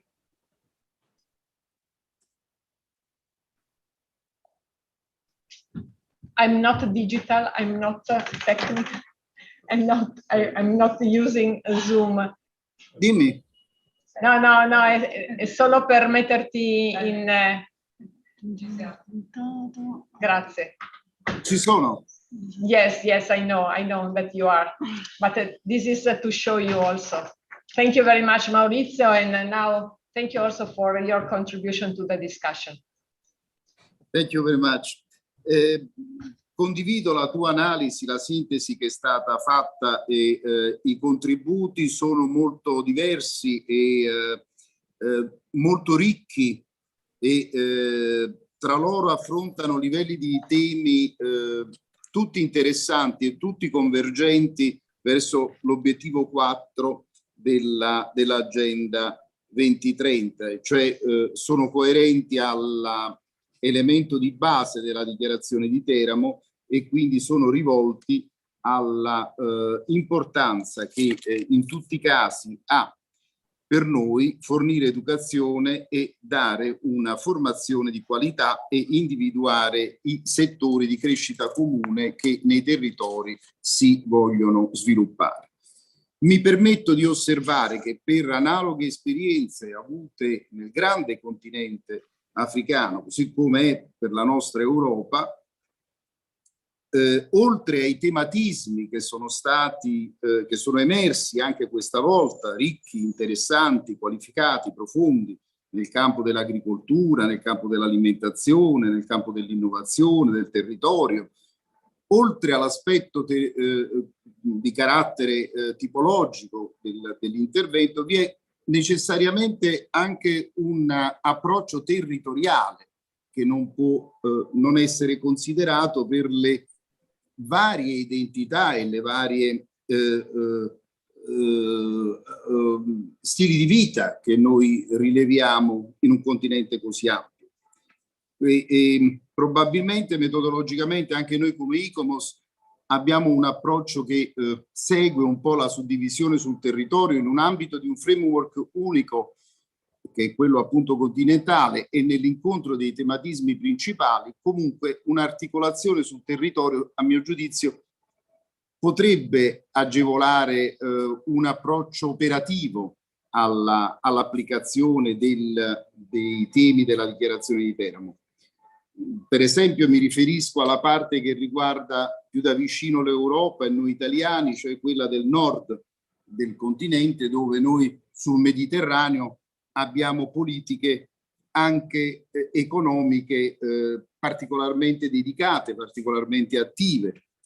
Tutti noi sappiamo che il recentissimo strumento un acronimo un po' difficile anche da pronunciare, NDICI, che sostituisce l'ENI-CBC e che rappresenta adesso il riferimento della programmazione 2021-2027 e che prevede, è stato detto dal professor Marrapodi, dall'ambasciatore Marrapodi stamattina, è stato fatto riferimento alla nuova programmazione del Neighborhood Development and International Cooperation Instrument all'interno dello strumento Europa Globale, che prevede proprio nel segmento della formazione, e tra l'altro è stato appena richiamato dalla dottoressa Perotto stamattina, dedicato in quel caso all'Erasmus e alle capacity building, la necessità di affiancare a questi programmi sul territorio, perché ovviamente l'INDICI si riferisce a porzioni di vicinato, come dice stesso l'acronimo, che quindi danno a quella parte del nord del continente africano una maggiore possibilità e direi quasi un'immediatezza di applicazione della dichiarazione di Teramo. Quindi viceversa, per le iniziative che riguardano centro, occidente, oriente e sud vanno ritrovate all'interno di misure diverse. Quindi anche questo è un approccio, diciamo, necessario, cioè oltre quello tematico, oltre quello territoriale, quello economico è anch'esso determinante, perché anche nella creazione di strumenti di collaborazione ICROM è ben consapevole di questi aspetti per iniziative che sta già portando avanti da questo punto di vista. L'esigenza che una pianificazione dell'intervento, magari a conclusione proprio dei lavori, possa anche considerare, se lo ritiene, se lo ritiene il vertice del convegno, un'articolazione che possa portare magari un gruppo di lavoro nell'indirizzo di questo tipo di organizzazione dell'attuazione della dichiarazione di Teramo in un prossimo immediato futuro, perché entro l'anno saranno anche date i primi strumenti attuativi del regolamento di cui ho parlato, del regolamento UNDICI. E quindi penso che tutto quello che oggi si è discusso è così ricco, così ampio, così profondo, meriti assolutamente una immediata traduzione in qualche maniera in un piano d'azione. Diciamo, questa mi sembrano i risultati dei quali voi dovete andare orgogliosi, perché avete veramente fatto un lavoro straordinario e siete riusciti a mettere insieme tutte iniziative di grande qualità e soprattutto di grande entusiasmo. Quindi in particolare ho notato soprattutto giovani, molto, diciamo, per quanto mi riguarda, lo ritengo indispensabile, perché occorre avere una visione un po' a medio, ma in verità anche qualcosa più di medio, diciamo, il breve termine in queste cose quasi diventa difficile. Poi ci affrontiamo in una zona per il nord con grande entusiasmo la recente decisione di un primo ministro donna, una collega dell'università, una collega ingegnere dell'università di Tunisi, che a guidare significa qualcosa che conferma l'intelligenza della Carta di Teramo, conferma che l'indirizzo è quello giusto e che, guardando lontano, per fortuna cominciamo a vedere qualcosa di molto positivo come questo evento della Tunisia. Diciamo che personalmente sono molto ottimista, ecco, ritengo che ci sia una congiuntura per questo tipo di iniziative straordinariamente favorevole. Ciò che occorre è una pianificazione lucida, coordinata e fatta insieme. Quindi su questo mi sembra che ci siano già da tempo, già dalle precedenti edizioni, e questa ne è quasi il consolidamento e la conferma. Direi che questa è una svolta, per certi versi dovrebbe portare dalla fase preparatoria all'inizio della fase applicativa. Quindi questa è quello che mi sembra di capire dai risultati di oggi. Probabilmente non è un'analisi completa, ma mi sembra che grosso modo la qualità degli interventi, l'entusiasmo, le metodologie proprio di approccio didattico e accademico del confronto che ci sono stati sono assolutamente quelli giusti, quindi per quella che è la mia esperienza internazionale. Quindi la mia è una osservazione che rimetto ovviamente alla vostra esperienza, certamente superiore della mia. ICOMOS c'è con le sue antenne e con i suoi ruoli in Africa. Ho già contattato i miei omologhi, sono favolosamente pronti a essere al vostro fianco. Grazie e buon lavoro. Thank you very much, Maurizio. It's a great pleasure to have you on board in this in the development, the future development of the activities of the Teramo Declaration. And I don't know if there are, I mean, Web and Doro, would you like to add some words from ICROM? It will be a pleasure.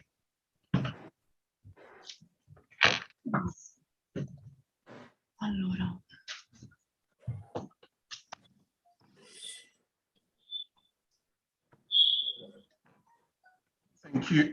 Thank you for the very kind words we've just had. But I don't think I have much to say except to thank everyone for coming to this conference.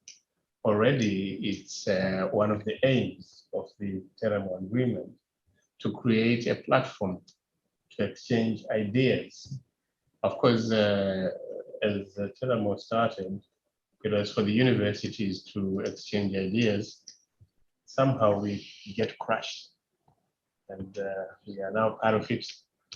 And we also need to share with them the ideas. I think the examples, the discussions we had the whole day were quite enriching in themselves, in the sense that we can already see areas of cooperation, areas where we need to work with universities. As I said in my presentation, I think we're talking about capacity building, knowledge building, research, then universities have to play a big role in what we are doing.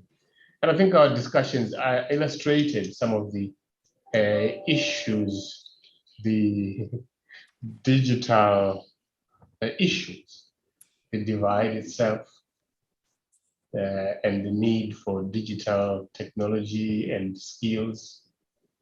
It also highlighted one major weakness of our meeting. We didn't have as many youth as we could have, and hence our challenges with some of the technologies, I would say.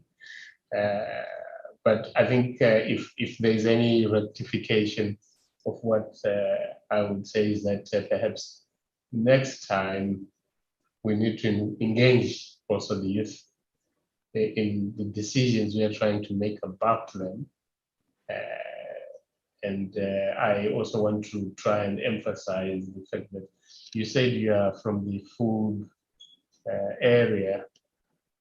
Food is heritage. I know. So I don't think there is anything. I know. I don't think there's anything which is not heritage as it were, if you think about it.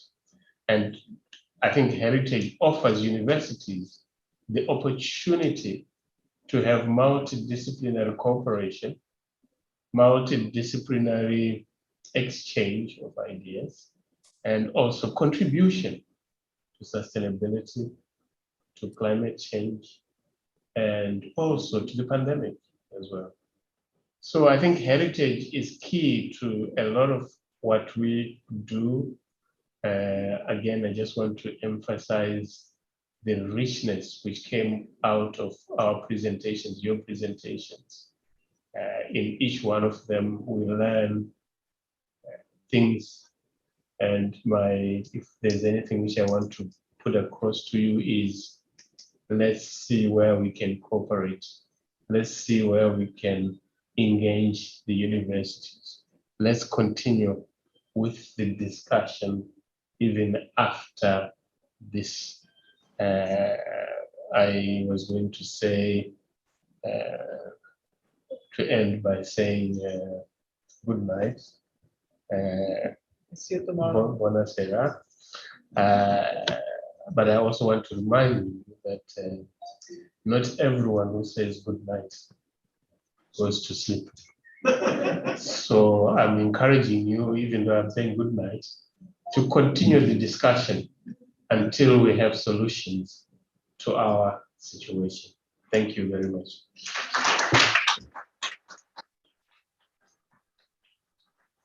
Thank you very much, Weber. I think that you highlighted something that I would like to, summarize with some really keywords, like yesterday, Maria Chiara was mentioning the artificial intelligence, but also the intellectual intelligence. And I think that here in this room, we have been played a lot around this word. And I think that all of us, despite the different fields and disciplines in which we are expert in, we are all aimed to develop the future generation of our leaders, because this is what we are doing. That's the main point, based on a knowledge-based society. So we need somehow to continue this work and continue to contribute with our knowledge to develop something together and find really solutions. So now it's time to start acting and reacting to all the challenges that have been mentioned today. Is there any additional contribution from the participants here or from the people attending online? And if not, I have to say, I do just an anticipation, saying that tomorrow morning we have a roundtable where I'd be honored to summarize the main outcomes of the conference today. And I would like to thank a lot Maria Teresa and all the rapporteurs of this morning. Maria Teresa is actually collecting everything. I have to give say really a big thanks. And the other point is that tomorrow morning we have the intervention also of Dr. Antonio Parenti from the European Commission representation in Italy. And based on what his collaborator told me, there could be some, words about possible, funds that the European Commission is already thinking to dedicate to the collaboration Euro-Africa. So I think that with this,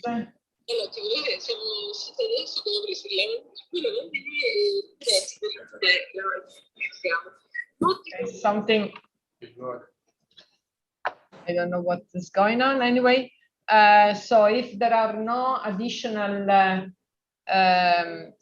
contributions, I would like to thank all of you, and thanks really for all your contributions. And I really wish you a pleasant evening. And for who is interested, we have also another plenary now starting at 6 in the main hall of the university.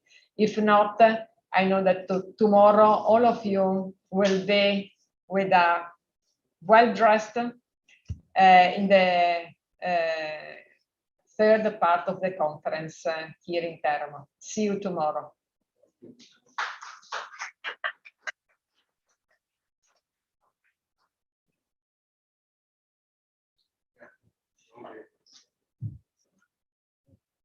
Yes.